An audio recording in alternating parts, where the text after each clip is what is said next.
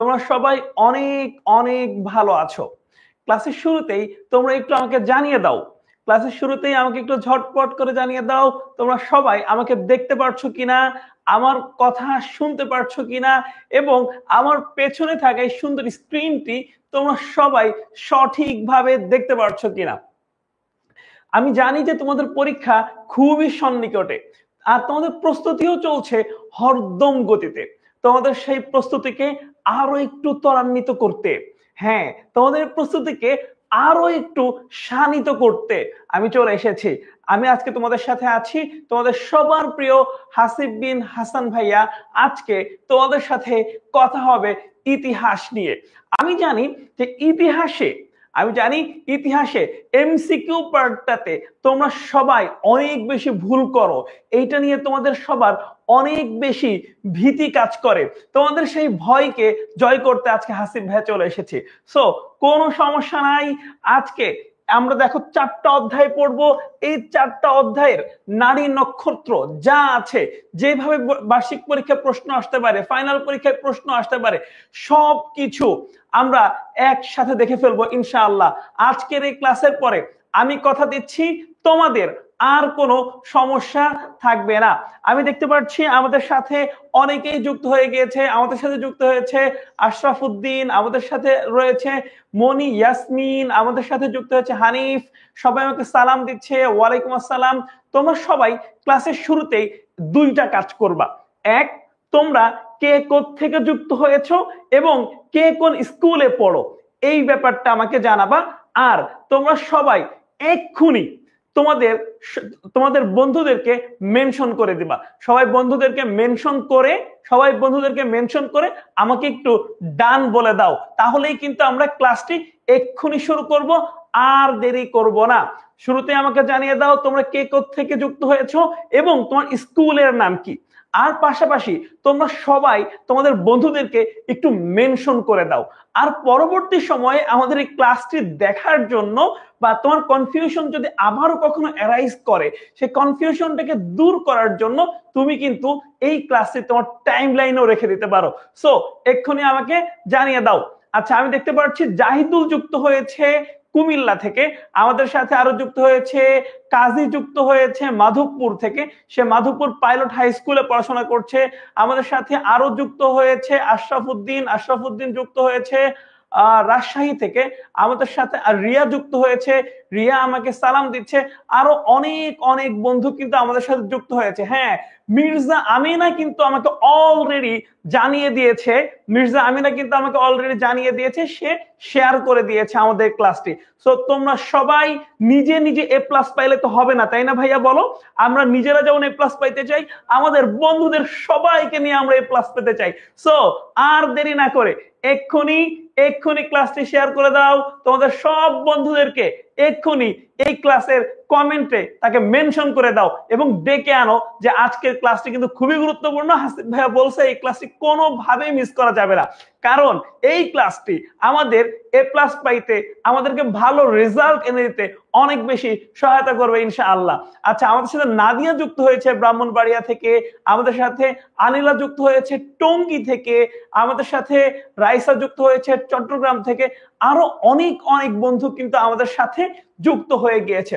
So আর দেরি না করে আমরা এক্ষুনি ক্লাসে মনোনিবেশ করি। চলো, ক্লাসের শুরুতে তোমরা দেখতে পাচ্ছ আজকে আমরা ইতিহাসের প্রথম যে 4টা অধ্যায় আছে সেই 4টা অধ্যায় নিয়ে পড়াশোনা করব। দেখো, প্রথম অধ্যায় হচ্ছে আমাদের ইতিহাস পরিচিতি। দ্বিতীয় যে অধ্যায় সেটা হচ্ছে বিশ্ব সভ্যতা।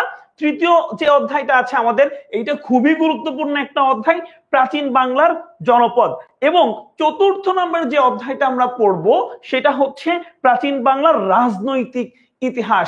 এই 4টা অধ্যায় থেকে গুরুত্বপূর্ণ এমসিকিউ যেগুলো পরীক্ষায় আসতে পারে ভাইয়ারা, সেই এমসিকিউ গুলো কিন্তু আজকে আমরা একদম শুরু থেকে শেষ পর্যন্ত প্র্যাকটিস করব। সো চলো শুরু করা যাক। আচ্ছা, সবাই আজকে আমাদের এই ক্লাসটা হবে একটু ইন্টারেক্টিভ ক্লাস। আমি প্রশ্ন করব, তোমরা উত্তর দিবে, আবার তোমরাও প্রশ্ন করবে, আমি তোমাদেরকে উত্তর দিব। ফলশ্রুতিতে আমাদের যত কনফিউশন আছে সব কনফিউশন কিন্তু ভাইয়ারা দূর হয়ে যাবে, তাই না বলো? সো চলো আর দেরি না করে এখনই শুরু করা যাক। ওকে, আমরা ক্লাসের শুরুতেই আমাদের প্রথম যে এমসিকিউটি একটু দেখো যে ইতিহাস শব্দটির সন্ধি বিচ্ছেদ কোনটি? ইতিহাস শব্দটির সন্ধি বিচ্ছেদ কোনটি? দেখে আমাকে একটু ঝটপট কমেন্ট থেকে একটু জানায় দাও তো যে ইতিহাস শব্দটির সন্ধি বিচ্ছেদ কোনটি? দেখো এই প্রশ্নটার পাশে আমি 3 স্টার দিয়ে দিচ্ছি। এইটা কিন্তু তোমাদের পরীক্ষায় আসার মতো একটা প্রশ্ন। এইখান থেকে এই ইতিহাস রিলেটেড, ধরো ইতিহাস শব্দটির উৎপত্তি কোত্থেকে, ইতিহাস শব্দের অর্থ কি, সন্ধি বিচ্ছেদ কি, এইটা নিয়ে কিন্তু প্রশ্ন আসার সম্ভাবনা অনেক অনেক বেশি। আচ্ছা, আমি দেখতে পাচ্ছি সঞ্জিদা আক্তার সঠিক উত্তর দিয়েছে, আমি দেখতে পাচ্ছি তমা সঠিক উত্তর দিয়েছে, আমি দেখতে পাচ্ছি আমাদের সাথে আরো যুক্ত হয়েছে মারিয়াম সঠিক উত্তর দিয়েছে, আমাদের সাথে কাইফ তুমি হচ্ছে কমেন্ট করে সঠিক উত্তরটা জানিয়ে দাও, উল্টাপাল্টা কমেন্টস করা কিন্তু কোনো দরকার নাই।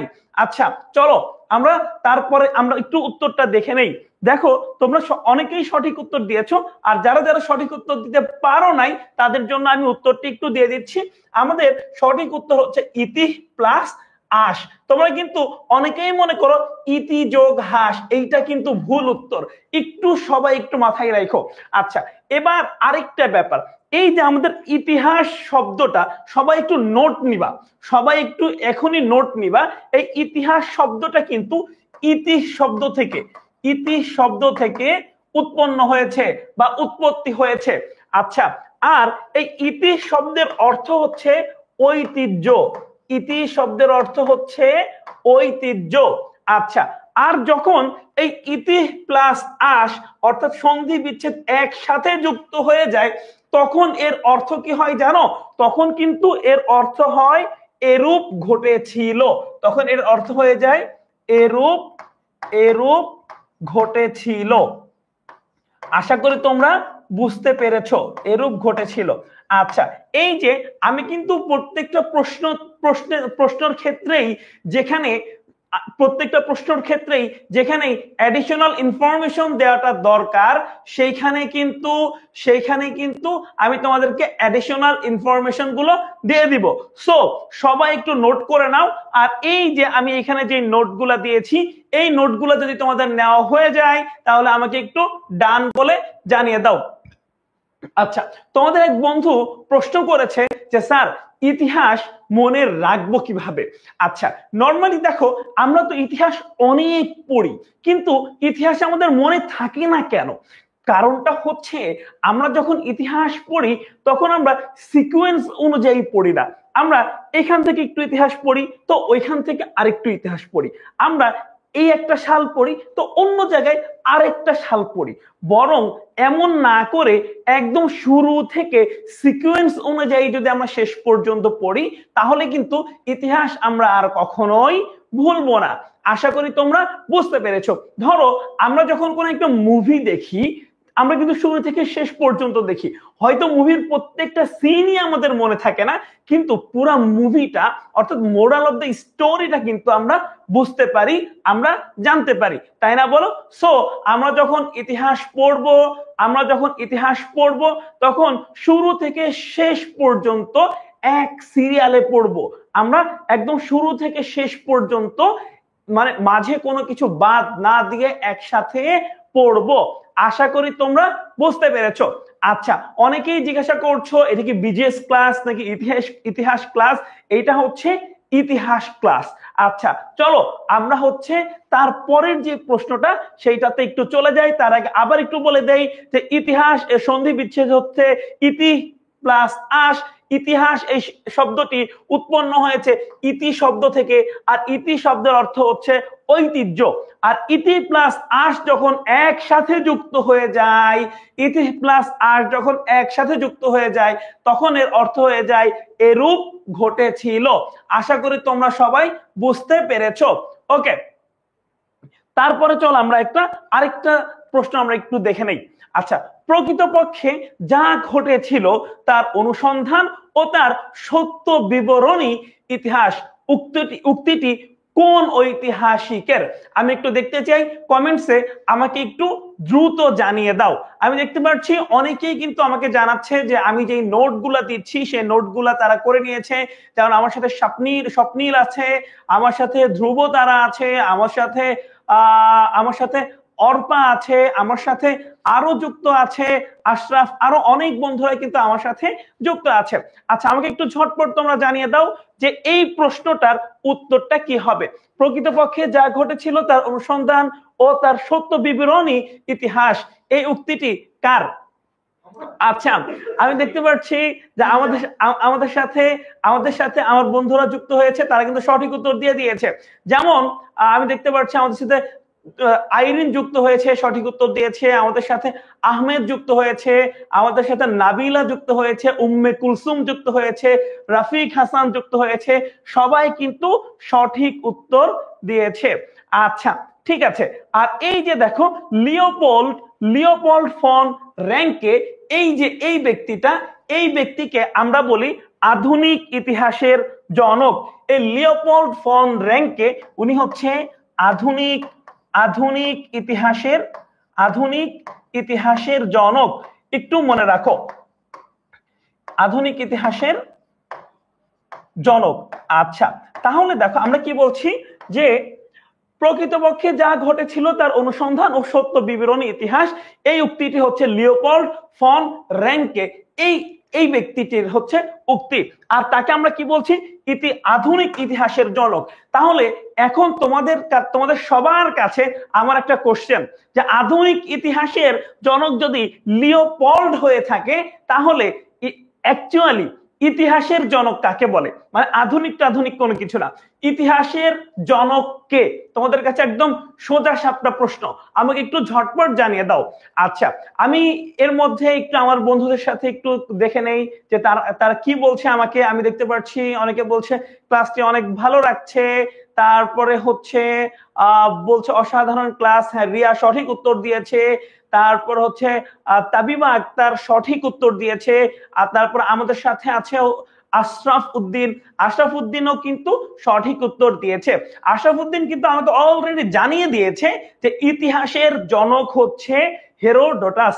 আচ্ছা, তাহলে এখানে কিন্তু একটা কনফিউশন আমরা ক্লিয়ার করে নিলাম।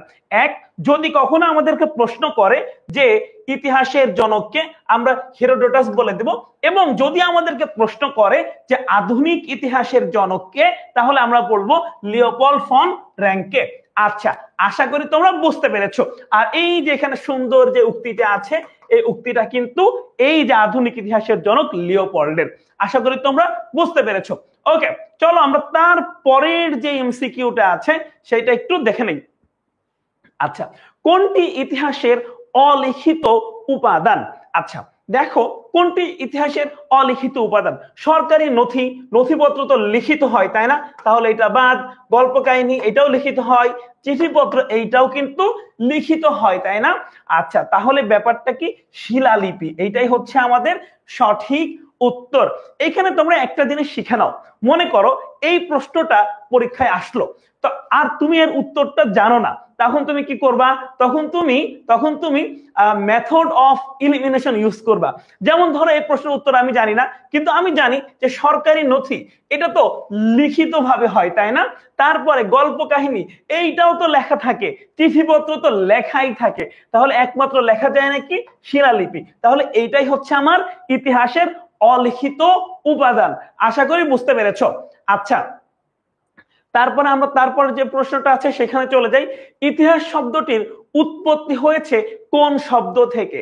একটু দ্রুত আমাকে জানিয়ে দাও। একটু আগে কিন্তু আমি তোমাদেরকে বলেছি যে ইতিহাস শব্দটির উৎপত্তি হয় কোন শব্দ থেকে। আচ্ছা, ঠিক আছে। মিথিলা বলেছে ফেসবুকের কমেন্ট পড়েন। হ্যাঁ, আমি তোমার কমেন্ট কিন্তু অলরেডি পড়ে ফেলেছি।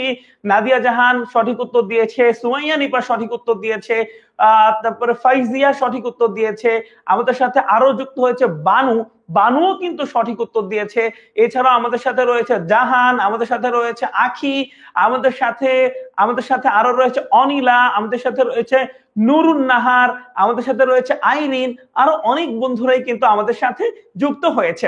আচ্ছা চলো এর পরের যে প্রশ্নটা আমরা একটু দেখে নেই। ও আচ্ছা, এই প্রশ্নের উত্তর তো তোমরা অলরেডি দেওয়া শুরু করেছো। আচ্ছা চলো তাহলে এই প্রশ্নের উত্তরটা আমরা একটু দেখে নেই। আমরা কিন্তু অলরেডি জানি যে ইতিহাস শব্দটির উৎপত্তি হয়েছে ইতি থেকে, আর ইতি শব্দের অর্থ হচ্ছে ঐতিহ্য। ইতি শব্দের অর্থ কি? ইতি শব্দের অর্থ হচ্ছে ঐতিহ্য। আশা করি তোমরা বুঝতে পেরেছো। চলো তারপরে যে প্রশ্নটা আছে সেটা দেখে নিই। ইতি শব্দের অর্থ কি, এই প্রশ্নটা আশা করি তোমরা এখন পেরে যাবা, আর তোমাদের কোনো কনফিউশন নাই এই ব্যাপারটা নিয়ে যে ইতি শব্দের অর্থ হচ্ছে ঐতিহ্য। আচ্ছা ঠিক আছে, চলো তারপরে যে প্রশ্নটা আছে সেটা একটু আমরা ঝটপট ভাবে দেখে নেই। ইতিহাস হলো বর্তমান ও অতীতের মধ্যে অন্তহীন সংলাপ। দেখো আসলে ইতিহাস একটা ব্রিজের মতো। এই ব্রিজ অতীতকে একটা কাগজের শৃঙ্খলে আবদ্ধ করে রেখেছে, তাই না? আর এই ব্রিজের মাধ্যমেই কিন্তু আমরা অতীতে যেতে পারি, অতীতের মানুষের সাথে কথা বলতে পারি, অতীতের রাজ রানীদের ব্যাপারে জানতে পারি, অতীতের সব কিছুর সাথে আমাদের নিবিড় এক সম্পর্ক গড়ে ওঠে, তাই না বলো? আচ্ছা তাহলে একটু ঝটপট করে একটু বলে দাও যে ইতিহাস হলো বর্তমান ও অতীতের মধ্যে অন্তহীন সংলাপ, এই উক্তিটি কার? আচ্ছা ঠিক আছে, আমি দেখতে পাচ্ছি নুরুদ্দিন জাহান সঠিক উত্তর দিয়েছে। আমি আরো দেখতে পাচ্ছি আমাদের সাথে রয়েছে ডালিয়া, ডালিয়া সঠিক উত্তর দিয়েছে, চৌধুরী লুনা সঠিক উত্তর দিয়েছে, আইরিন সঠিক উত্তর দিয়েছে, আমাদের সাথে রয়েছে সালিনা খাতুন, সালিনা খাতুন সঠিক উত্তর দিয়েছে, মির্জা আমাদের সাথে আমাকে সঠিক উত্তর জানিয়েছে, মনি ইয়াসমিন সঠিক উত্তর দিয়েছে, তারপর আমাদের সাথে রয়েছে আশরাফ, আশরাফ সঠিক উত্তর দিয়েছে, মাহমুদা আছে, তুর্য আছে, সঞ্জিদা আছে, সবাই কিন্তু আমাকে সঠিক উত্তর জানিয়ে দিয়েছে। আচ্ছা চলো তবু আমরা এর সঠিক উত্তরটা একটু দেখে নেই। আচ্ছা ইতিহাস হলো বর্তমান অতীতের মধ্যে এক সংলাপ, এই উক্তিটি দিয়েছে এইচ আর কার। এই উক্তিটি কার? এই উক্তিটি হচ্ছে এইচ আর কারের। ওকে চলো তারপরের যে প্রশ্নটা আছে আমরা একটু ঝটপট করে দেখে নেই। আচ্ছা বর্তমান সময়ের উপর যে ইতিহাস লেখা হয় তাকে কি বলে? দ্রুত একটু জানিয়ে দাও দেখি, সবার আগে কে সঠিক উত্তর দিতে পারে যে বর্তমান সময়ের উপরে যেই ইতিহাস লেখা হচ্ছে। এই যে ধরো কিছুদিন আগে জুলাই বিপ্লব গেল, তাই না? সেই জুলাই বিপ্লবে আমাদের দেশের তরুণ ছেলেরা নিজের গায়ের তাজা রক্ত ঢেলে দিল। এই যে তাদেরকে নিয়ে এখন নতুন নতুন কত ইতিহাস লেখা হচ্ছে, তাই না বলো? এই ইতিহাসগুলো তো আমাদের বর্তমান সময়ের ইতিহাস, এই ইতিহাসগুলো তো আমাদের চোখের সামনে ঘটে যাওয়া ইতিহাস। এই যে বর্তমান সময়কে নিয়ে যে ইতিহাসগুলো লেখা হয়, বর্তমান সময়গুলো নিয়ে যে ইতিহাসগুলো লেখা হয়, এই ইতিহাসগুলোকে আমরা কি বলি বলতো? এই ইতিহাসগুলোকে আমরা বলে থাকি হচ্ছে সাম্প্রতিক ইতিহাস, তাই না বলো? আচ্ছা দেখো এখানে কিন্তু তোমাদেরকে ধোঁকা দেওয়ার জন্য বা তোমাদেরকে হচ্ছে ট্র্যাপে ফেলানোর জন্য কিন্তু বর্তমান ইতিহাসও দিতে পারে, কিন্তু বর্তমান ইতিহাস কিন্তু আমাদের বইয়ের ভাষা না। আমাদের বইয়ের ভাষা অনুযায়ী এটা হবে সাম্প্রতিক ইতিহাস। সো আমাদের যদি এই প্রশ্নটা আসে পরীক্ষায় কখনো, বা এই ধরনের কোনো প্রশ্ন যদি আমাদের পরীক্ষায় আসে, তাহলে কিন্তু আমরা এখানে সাম্প্রতিক ইতিহাসটাই দিয়ে দিব। আশা করি তোমরা বুঝতে পেরেছো। আচ্ছা আমাদের সাথে অনেক বন্ধুরাই কিন্তু যুক্ত হয়েছে। আমাদের সাথে এক বন্ধু যুক্ত হয়েছে, সে কিন্তু আমার কলেজের নাম বলছে যে আমি কোন কলেজে ছিলাম। আচ্ছা তা হয়তোবা আমাকে চিনে। তারপর আমি দেখি মিথিলা আছে, সে সঠিক উত্তর দিয়েছে, রফিক সঠিক উত্তর দিয়েছে, নুসাইবা সঠিক উত্তর দিয়েছে, কাজী সাইমুন সঠিক উত্তর দিয়েছে, আরো অনেক বন্ধুরা কিন্তু সঠিক উত্তর দিয়েছে। আচ্ছা চলো তাহলে আর দেরি না করে আমরা তারপরের যে প্রশ্নটা আছে সেই প্রশ্নটাতে একটু চলে যাই। আচ্ছা এই যে হেরোডোটাস, আমরা জানি তিনি হচ্ছে ইতিহাসের জনক, তাই না? তাকে আমরা ইতিহাসের জনক বলেই কিন্তু চিনি। আচ্ছা এই হেরোডোটাসের বাড়ি কোথায় বলতো? তিনি কোন দেশের নাগরিক? দেখি একটু ঝটপট করে বলে ফেলা তো দেখি, কে পারে? সবার আগে কে উত্তর দিতে পারে আমি দেখি। আচ্ছা আমি আমি আমি দেখতে পাচ্ছি অনেকেই কিন্তু অলরেডি সঠিক উত্তর দেওয়া শুরু করেছে। আচ্ছা জাহান কিন্তু সঠিক উত্তর আমাকে জানিয়ে দিয়েছে, আরাফাত রহমান আমাকে সঠিক উত্তর দিয়েছে, মারুফ আহমেদ কিন্তু সঠিক উত্তর দিয়েছে, আইরিন সঠিক উত্তর দিয়েছে, আরো অনেক বন্ধুরা কিন্তু সঠিক উত্তর দিয়েছে। হ্যাঁ আমরা জানি এই যে ইতিহাসের জনক হেরোডোটাস, তার বাড়ি হচ্ছে গ্রিকে। তিনি কিন্তু গ্রিক নগরীতে বসবাস করতেন। আচ্ছা ঠিক আছে, এই যে আমরা যে হেরোডোটাসের কথা বললাম, তিনি কিন্তু খ্রিস্টপূর্ব 5 শতকের দিকে ছিলেন। তার জন্ম, একটু মনে রাখো যে হেরোডোটাস তার জন্ম ছিল খ্রিস্টপূর্ব 5 শতকের দিকে। আচ্ছা ঠিক আছে, চলো আমরা তার পরের যে প্রশ্নটা আছে সেই প্রশ্নে একটু চলে যাই। আচ্ছা এবার বলতো হিস্টোরিয়া শব্দটির আবিধানিক অর্থ কি? আমাকে একটু বলতো যে হিস্টোরিয়া শব্দটির আবিধানিক অর্থ কি? আমাকে একটু ঝটপট জানিয়ে দাও। আচ্ছা আমি দেখতে পাচ্ছি আমাদের অনেক বন্ধুরা কিন্তু আমাকে মেসেজ করছে, আমাকে হচ্ছে কমেন্টসে জানিয়ে দিচ্ছে সঠিক উত্তর। যেমন এখন আমার সাথে আছে আনিক, অনিক আছে আমাদের সাথে আছে তামান্না আক্তার, আমাদের সাথে আছে মারিয়াম, আমাদের সাথে আছে ফারহানা, আমাদের সাথে আছে ফারিয়া, আমাদের সাথে রয়েছে আক্তার, মারুফ আহমেদ আমাদেরকে সঠিক উত্তর জানিয়েছে, তারপরে হচ্ছে ফারহানা ওয়াহিদ আমাদেরকে সঠিক উত্তর জানিয়েছে, মির্জা আমিরা আমাকে সঠিক উত্তর জানিয়ে দিয়েছে। আচ্ছা আশরাফ উদ্দিন আমাকে সঠিক উত্তর জানিয়ে দিয়েছে। আচ্ছা তাহলে একটু বলো যে হিস্টোরিয়া শব্দের আবিধানিক অর্থ কি? হিস্টোরিয়া শব্দের আবিধানিক অর্থ হচ্ছে সত্য অনুসন্ধান করা। হিস্টোরিয়া শব্দের আবিধানিক অর্থ কি? হিস্টোরিয়া শব্দের আবিধানিক অর্থ হচ্ছে সত্য অনুসন্ধান করা। আশা করি বুঝতে পেরেছো। আচ্ছা তাহলে চলো এর পরের যে প্রশ্নটা আছে আমরা একটু দেখে নেই। গ্রিক ও পারসিক যুদ্ধ নিয়ে ইতিহাস রচনা করেন কে? আচ্ছা আমরা একটু দেখো যে গ্রিক ও পারসিক যুদ্ধ নিয়ে ইতিহাস রচনা করেন কে? একটু দ্রুত আমাকে জানিয়ে দাও তো যে গ্রিক ও পারসিক যুদ্ধ নিয়ে কে ইতিহাস রচনা করেছিল? আচ্ছা ঠিক আছে, আমি দেখতে পাচ্ছি অনেকেই কিন্তু আমাকে ইতোমধ্যেই উত্তর জানিয়ে দিয়েছে। আমাকে কিন্তু অনেকে, মেহেদি হাসান আমাকে উত্তর জানিয়েছে, তারপরে হচ্ছে আমাকে উত্তর জানিয়েছে মেহরাজ, আমাকে উত্তর জানিয়েছে রিঙ্কু, আমার সাথে রয়েছে জাহান, আমাকে সঠিক উত্তর জানিয়েছে রফিক, সুমাইয়া, নিপা, আরো অনেক বন্ধুরা কিন্তু আমাকে সঠিক উত্তর জানিয়েছে। আচ্ছা ঠিক আছে, তাহলে চলো আমরা একটু দেখে নেই যে গ্রিক ও পারসিক যুদ্ধ নিয়ে ইতিহাস রচনা করেন কে?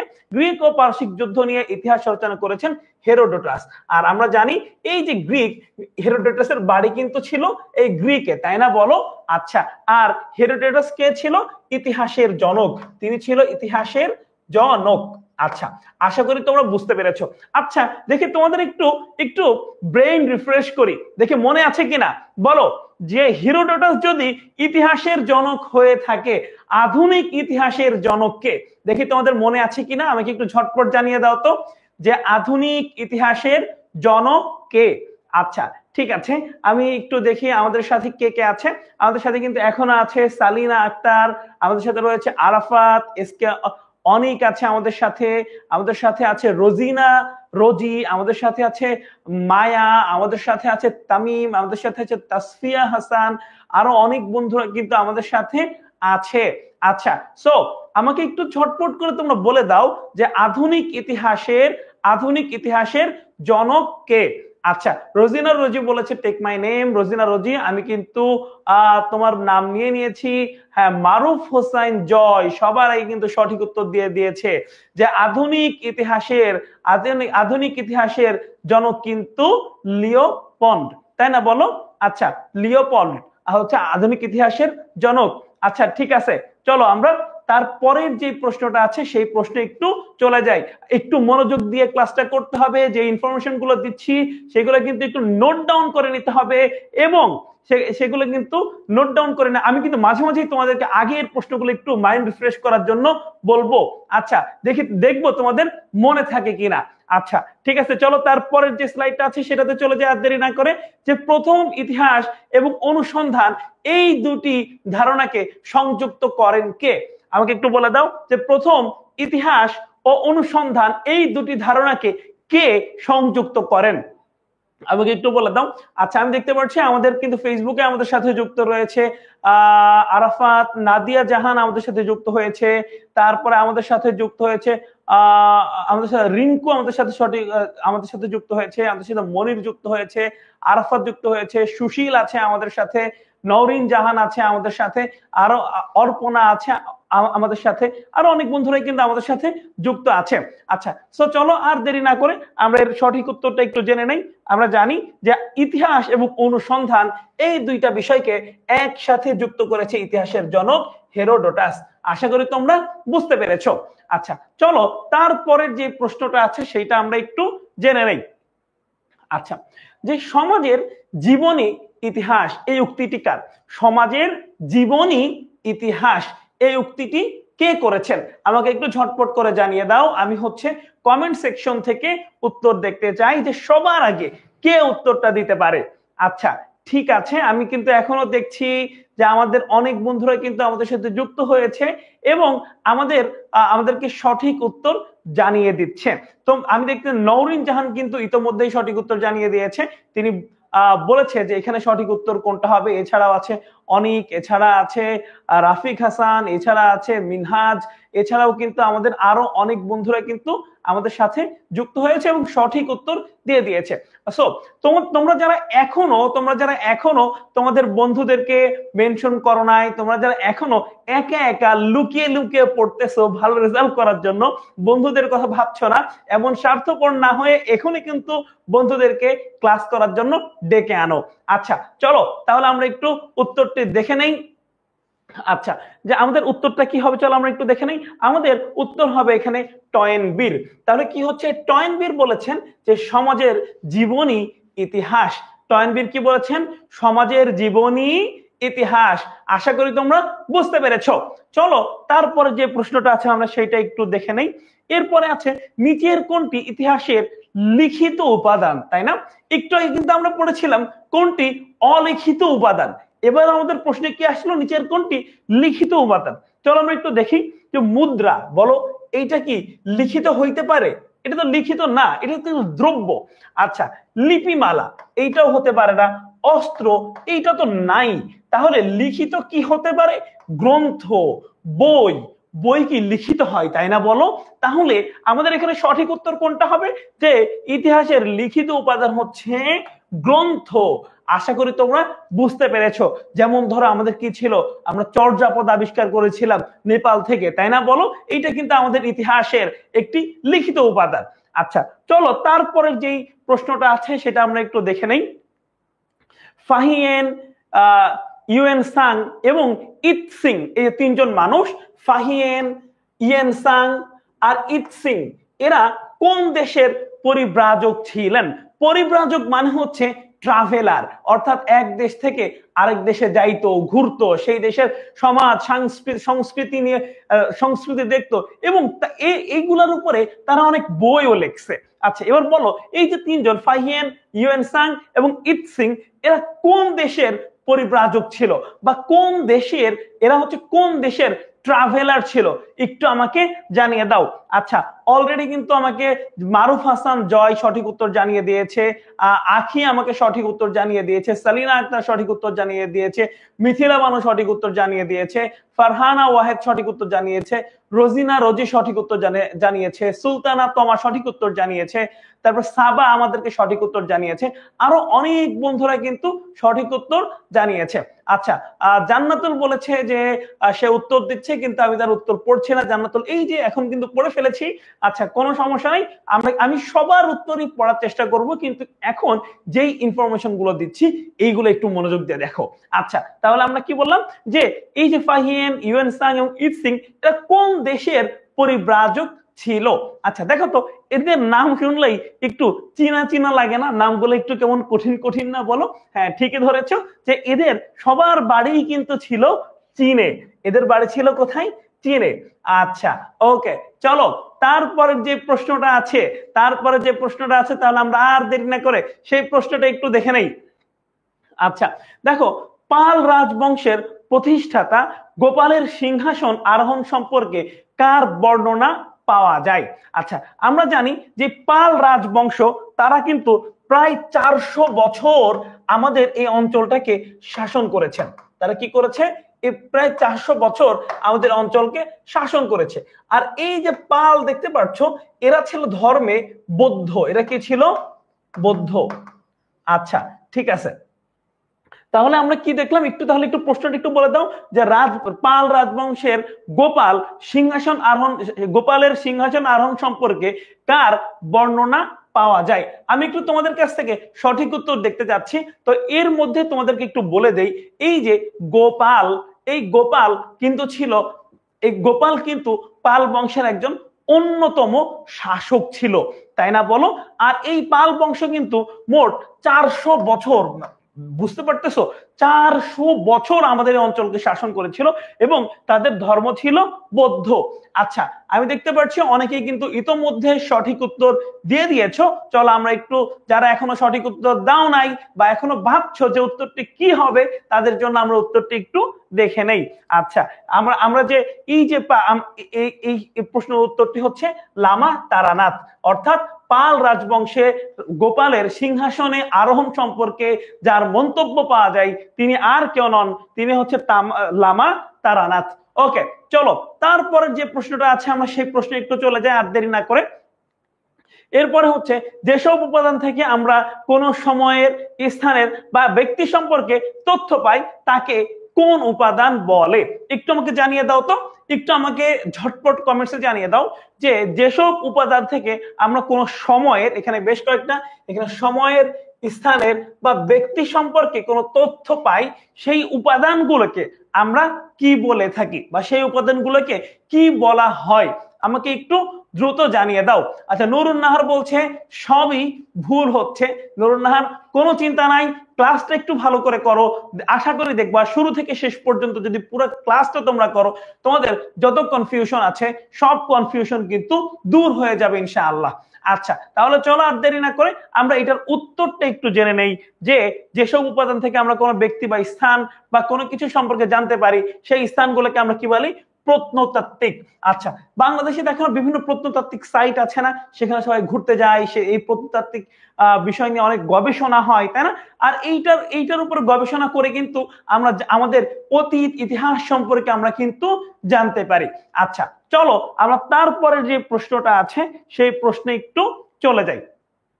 আচ্ছা, আবার প্রশ্ন এসেছে যে কোনটি ইতিহাসের অলিখিত উপাদান? দেখে আমাকে এবার একটু ঝটপট জানিয়ে দাও তো। দেখো, এইরকম প্রশ্ন কিন্তু পরীক্ষায় আসতে পারে, আমি কিন্তু এখানে 3 স্টার দিয়ে দিচ্ছি, এটা কিন্তু পরীক্ষায় আসার সম্ভাবনা অনেক বেশি। যে নিচের কোনটি ইতিহাসের লিখিত উপাদান, অথবা নিচের কোনটি ইতিহাসের অলিখিত উপাদান, অথবা এমন প্রশ্নও আসতে পারে যে নিচের কোনটি ইতিহাসের উপাদান অথবা নিচের কোনটি ইতিহাসের উপাদান নয়। আচ্ছা, চলো আমরা একটু দেখে নেই যে নিচের কোনটি ইতিহাসের অলিখিত উপাদান। দেখো যে সাহিত্য, এটা তো লিখিত উপাদান, তাই না? দলিলপত্র, এইটাও লিখিত। বৈদেশিক বিবরণ তো লিখিত আকারেই বিবরণ দেওয়া হয়, তাই না? তাহলে যেটা থাকলো সেটা হচ্ছে শিলালিপি। তাহলে আমাদের সঠিক উত্তর হচ্ছে শিলালিপি। ওকে, চলো আমরা আরেকটা প্রশ্ন একটু দেখে নেই। আরেকটা প্রশ্ন হচ্ছে যে ইতিহাসের অলিখিত উপাদান কোনটি? আবারও কিন্তু একই প্রশ্ন এসেছে, কিন্তু অপশন গুলো ভিন্ন। তোমরা যদি খেয়াল করে থাকো যে এবার কিন্তু যে প্রশ্নটি এসেছে অপশনস গুলো কিন্তু আলাদা। কি এসেছে? যে ইতিহাসের অলিখিত উপাদান কোনটি? এক, সাহিত্য তো লিখিত উপাদান, তাই না? তার বৈদেশিক বিবরণ, এইটাও তো লিখিত উপাদান। দলিলপত্র তো লিখিতই হয়, তাহলে একমাত্র কি থাকলো? স্তম্ভলিপি। এইটা কিন্তু আমাদের লিখিত উপাদান না, এটা আমাদের অলিখিত উপাদান।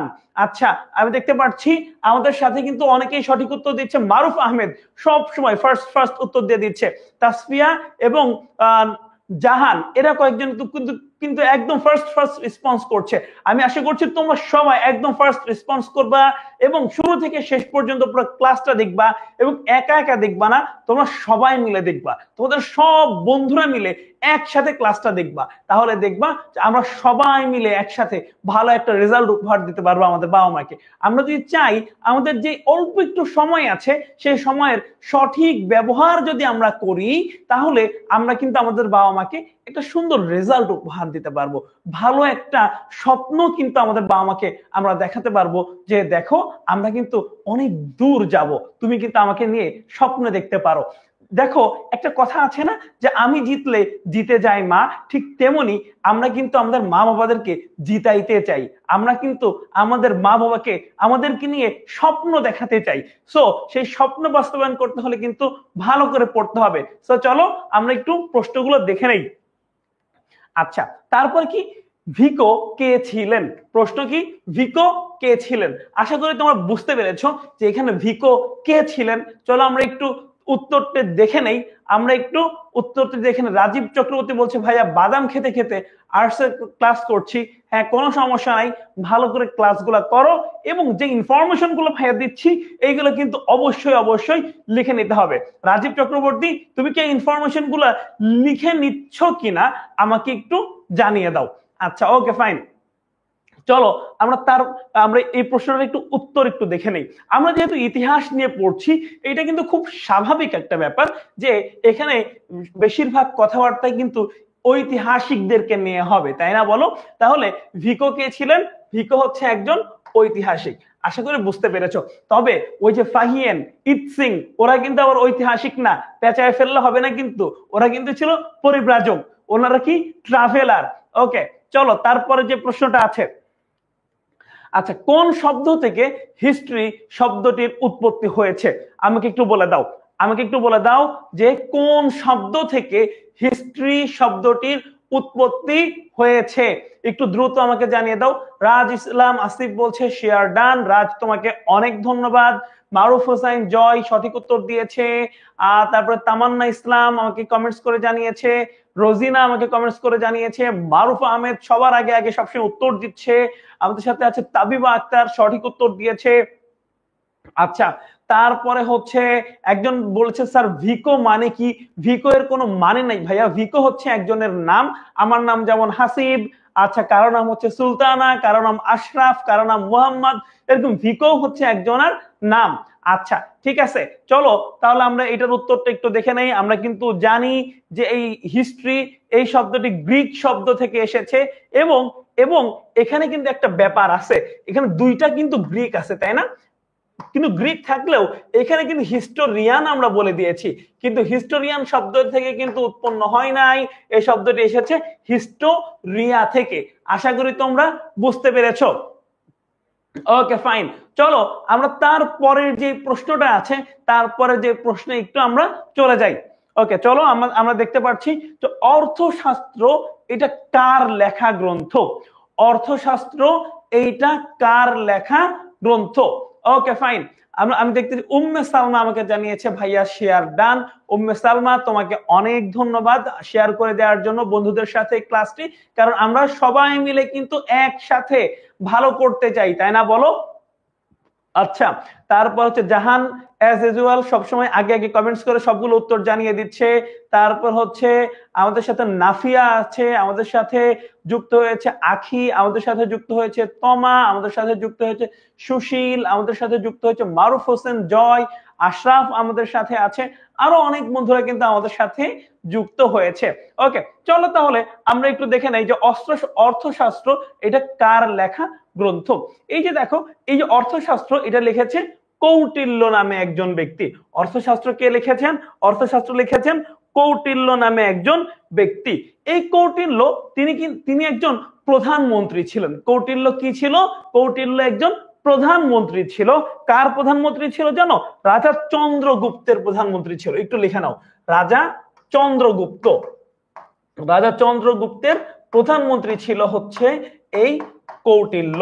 আর এই কৌটিল্য একটা গ্রন্থ লিখেছে, তার নাম কি? অর্থশাস্ত্র।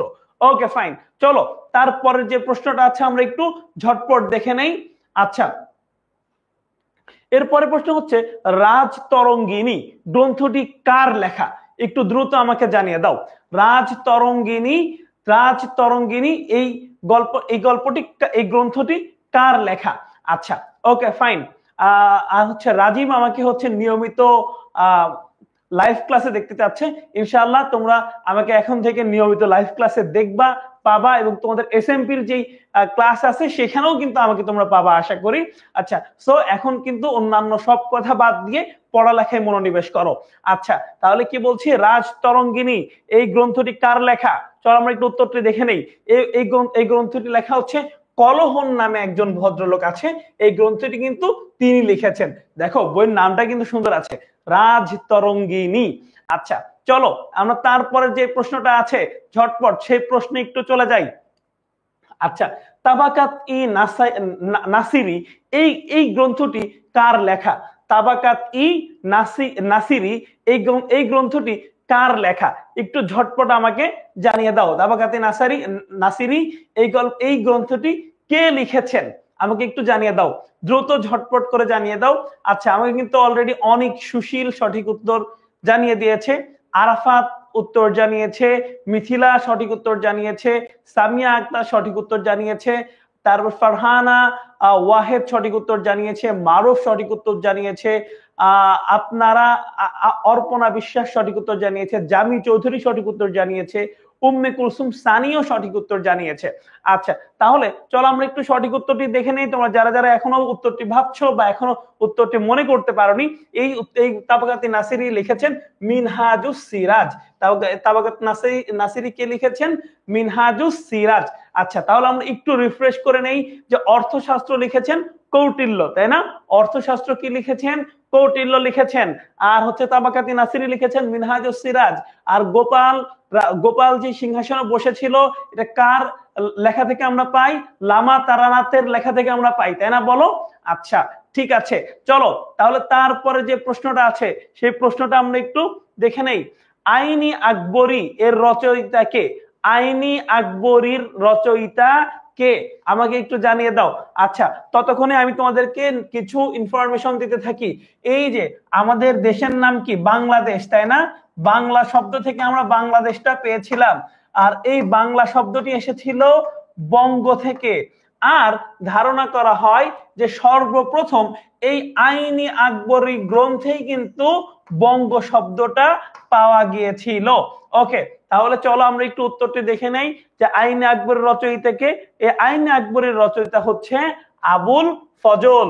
আইনে আকবরের রচয়িতা কে? আইনে আকবরের রচয়িতা হচ্ছে আবুল ফজল। আশা করি কিন্তু তোমরা বুঝতে পেরেছো। চলো তারপরে যে প্রশ্নটা আছে দেখে নেওয়া যাক। ইবনে বতুতা কোথাকার নাগরিক? ইবনে বতুতা কোথাকার নাগরিক? আচ্ছা চলো আমরা একটু দেখে নেই। তার বাড়ি কিন্তু ইউরোপে ছিল না, এশিয়াতেও ছিল না, ওশেনিয়াতেও ছিল না। তোমরা দেখতে পাচ্ছ এখানে কিন্তু সবগুলা মহাদেশের নাম দিয়েছে, তাই না? এখানে কিন্তু সবগুলা মহাদেশের নাম দিয়েছে। তাহলে যেহেতু এই তিনটাতে না, ইবনে বতুতা তাহলে কোথাকার নাগরিক? তিনি হচ্ছে আফ্রিকার নাগরিক। কিন্তু আমার প্রশ্ন হচ্ছে এইটা তো মহাদেশ, ইবনে বতুতা এক্স্যাক্টলি কোন দেশের নাগরিক ছিলেন? এটা আমাকে একটু বলে দাও তো, দেখি তোমরা পারো কিনা। দেখি কে সবার আগে সঠিক উত্তর দিতে পারে যে ইবনে বতুতা কোন দেশের নাগরিক ছিলেন। ইবনে বতুতা কোন দেশের নাগরিক ছিলেন আমাকে একটু তোমরা ঝটপট করে জানিয়ে দাও। ইবনে বতুতা কোন দেশের নাগরিক ছিলেন? আচ্ছা ঠিক আছে, আমরা জানি যে তিনি আফ্রিকা মহাদেশে ছিলেন, তাই না? আর তিনি যে দেশে ছিলেন তার নাম হচ্ছে মরক্কো। তার নাম হচ্ছে মরক্কো। আচ্ছা আরেকটা মজার ব্যাপার হচ্ছে এই ইবনে বতুতাকে কিন্তু অনেকে বিশেষ করে চীন অঞ্চলে শামসুদ্দিন বলে চিনতো। সবাই কি নামে চিনতো? শামস উদ্দিন। একটু লিখে নাও, শামস উদ্দিন।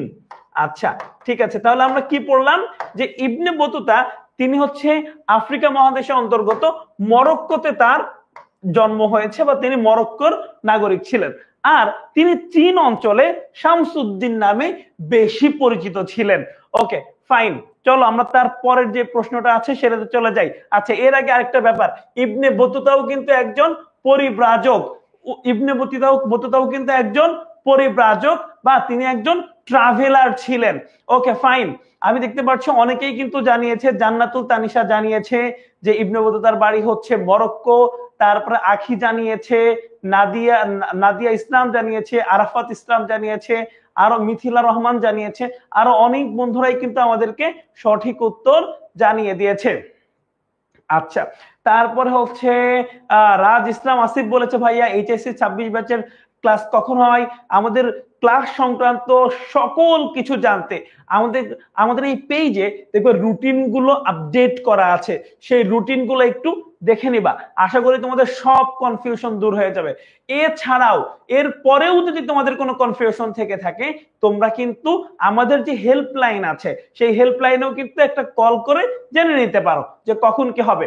আচ্ছা ঠিক আছে, চলো। জান্নাতুল তানিশা, তোমাকে সঠিক উত্তর দেওয়ার জন্য ধন্যবাদ।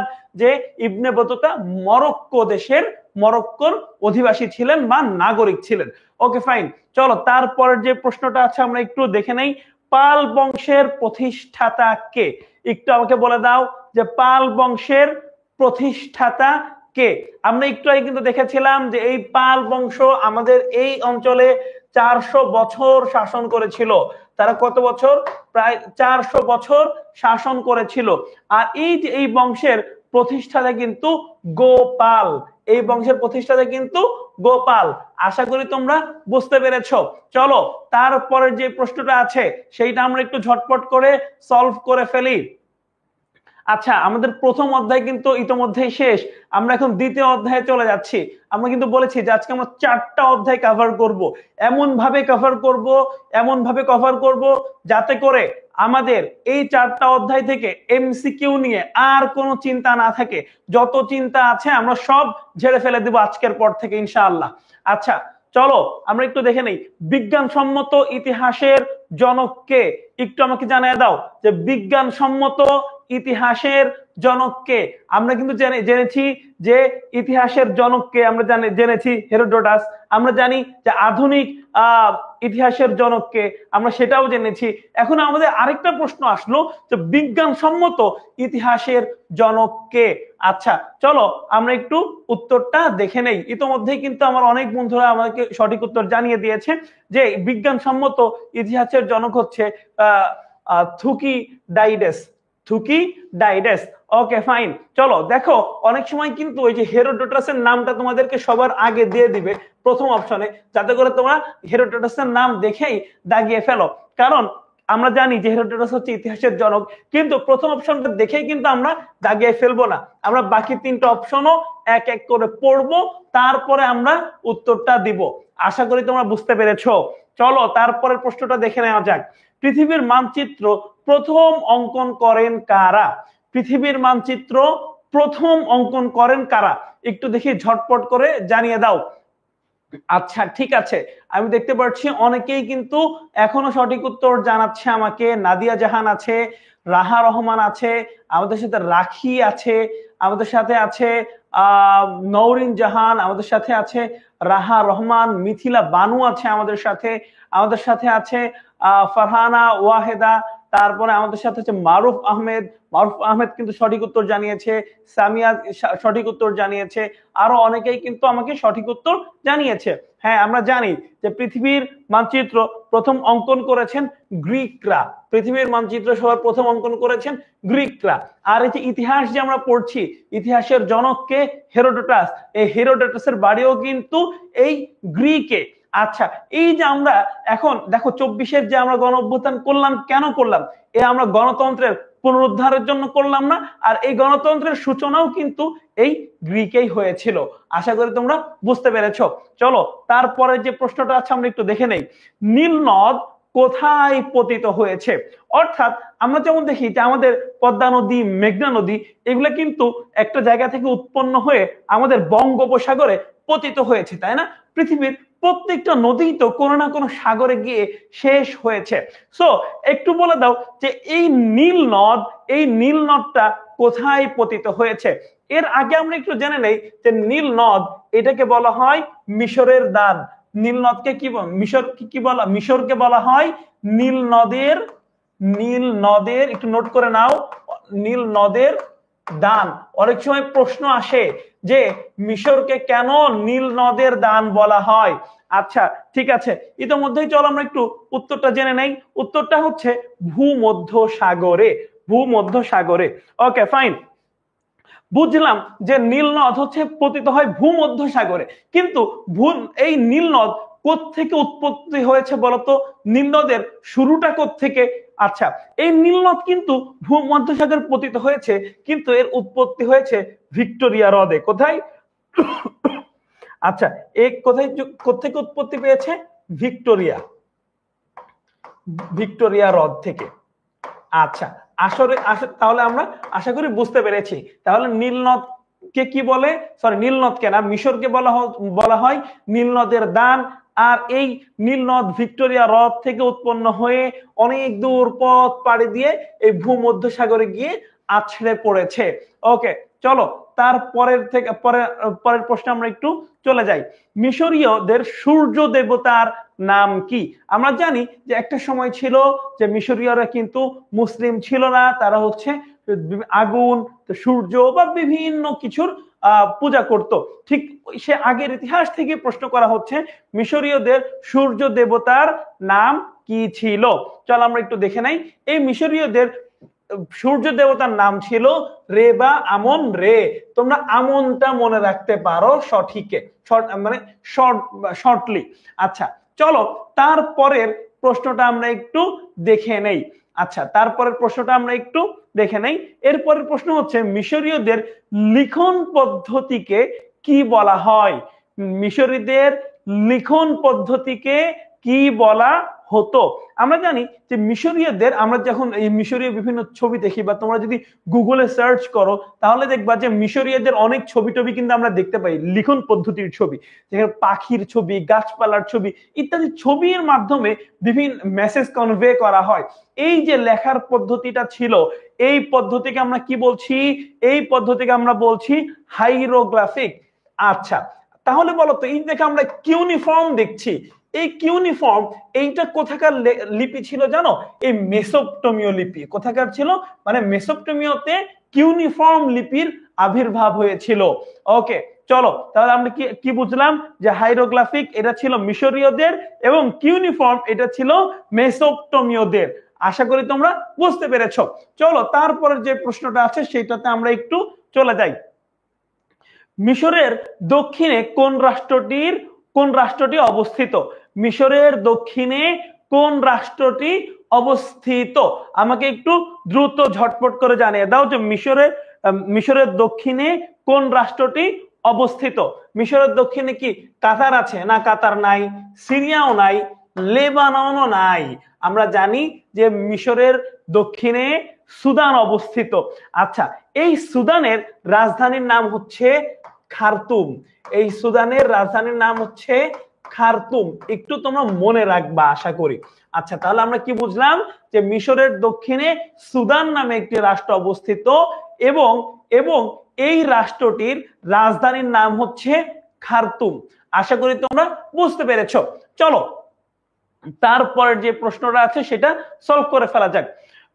আচ্ছা, কোন দেশের এক বর্বর জাতি ফারাওদের সিংহাসন দখল করে নেয়? একটু দ্রুত আমাকে জানিয়ে দাও। আচ্ছা, ফারাও বলতে এটা তৎকালীন সময়ে মিশরের রাজাদেরকে ফারাও বলা হতো। মিশরের রাজাদেরকে ফারাও বলা হতো। মিশরের রাজাদেরকে ফারাও বলা হতো। আচ্ছা, ঠিক আছে। তাহলে এই ফারাওদের সিংহাসন কারা দখল করে নেয়? চল আমরা একটু দেখে নেই। এই মিশরের ফারাওদের সিংহাসন দখল করে নেয় লিবিয়ান রাজা, অর্থাৎ যারা লিবিয়ায় থাকতো তারা এই মিশরের যারা রাজা ছিল তাদের যে সিংহাসন ছিল সেই সিংহাসনটা দখল করে নেয়। আচ্ছা, ঠিক আছে, চলো তারপরের যে প্রশ্নটা আছে আমরা ঝটপট সেই প্রশ্নটা একটু সলভ করে ফেলি। আচ্ছা, এরপরে আমাদের যে প্রশ্নটা হচ্ছে সেটা হচ্ছে প্রাচীন মিশরের রাজধানী কোনটা ছিল? দেখি বলতে পারো কিনা। প্রাচীন মিশরের রাজধানী কোনটা ছিল? দেখি আমি কমেন্টস থেকে উত্তরটা নিতে যাচ্ছি।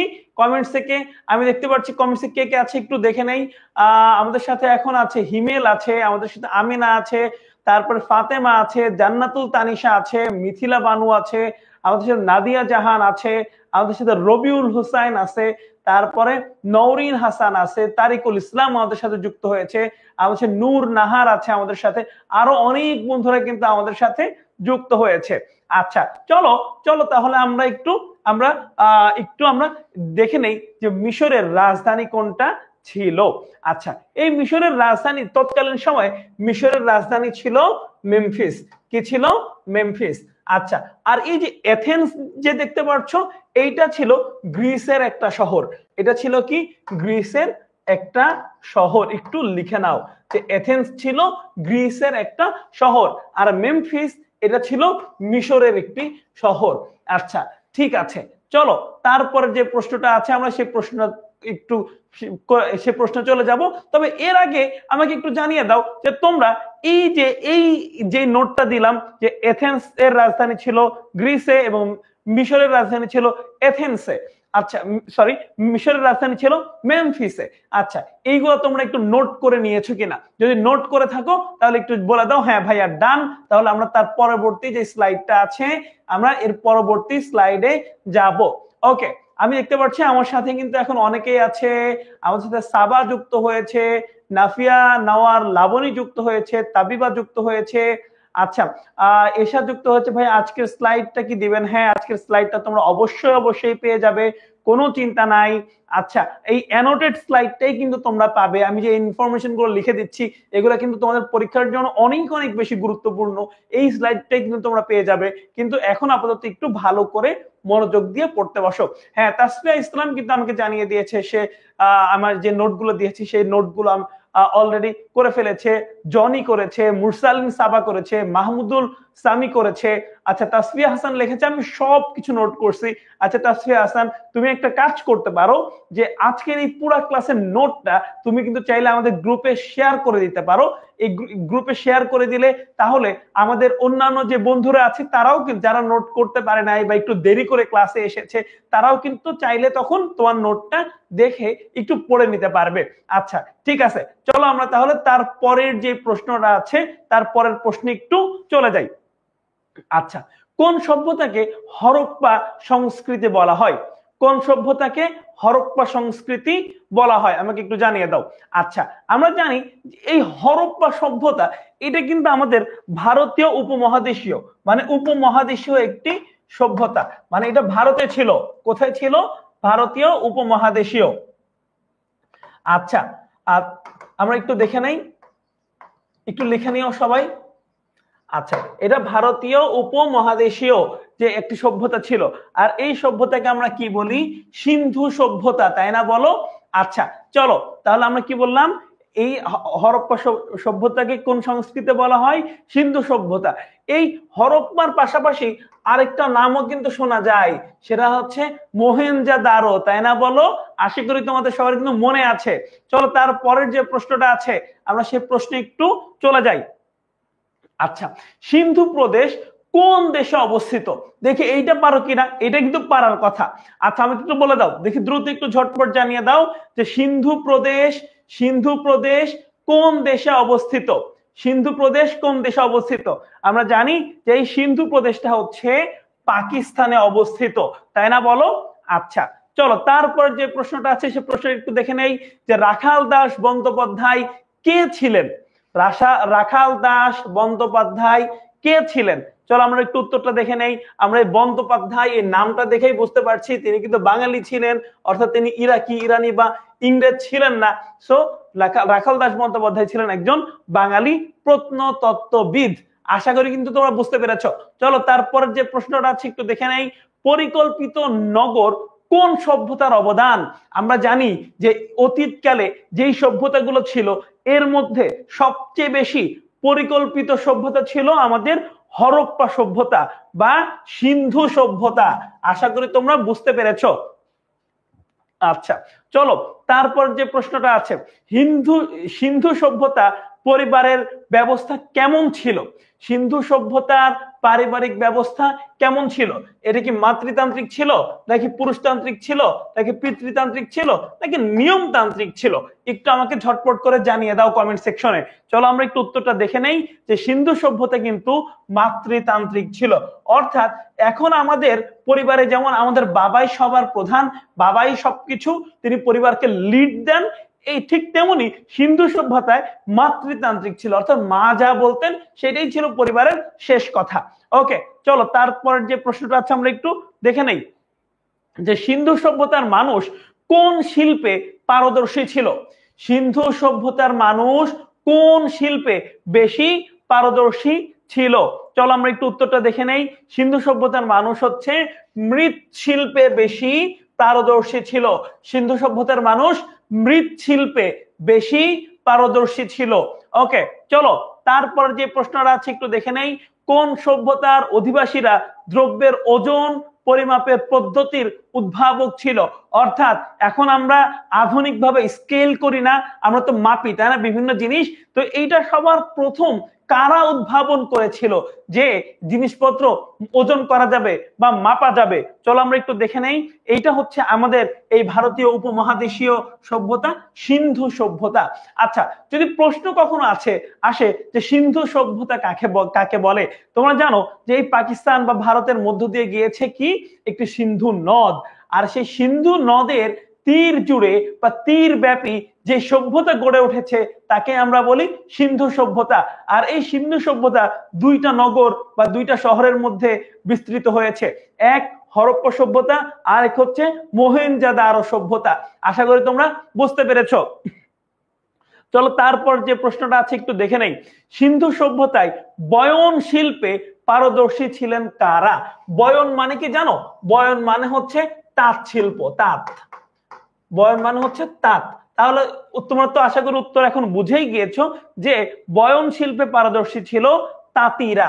তাঁতি কারা? যারা হচ্ছে কাপড় বানায়, যারা হচ্ছে কাপড় বানায়। তাহলে বয়ন শিল্প কি? এটা হচ্ছে টেক্সটাইল বা আমাদের যে কাপড় বানায় না, যেমন আগের কালে জামদানি বানানো হতো, এখনো বানানো হয়, বা মসলিন বানানো হতো, এরকম বিভিন্ন যে শাড়ি বা লুঙ্গি যারা বোনাইতো তাদেরকে কি বলে?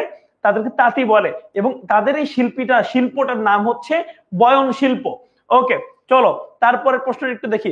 ইলিয়ড ও ওডিসি কোন ধরনের রচনা? ইলিয়ড ও ওডিসি কোন ধরনের রচনা? আমরা জানি ইলিয়ড ও ওডিসি এইটা একটা মহাকাব্য। ইলিয়ড ও ওডিসি এটা কি? ইলিয়ড ও ওডিসি এইটা একটা মহাকাব্য। আচ্ছা, চলো তারপর যে প্রশ্নটা আছে একটু দেখে নেই যে ক্রিট দ্বীপে কোন সভ্যতার উদ্ভব হয়েছে? ক্রিট দ্বীপে কোন সভ্যতার উদ্ভব হয়েছে? চলো উত্তরটা দেখে নেই।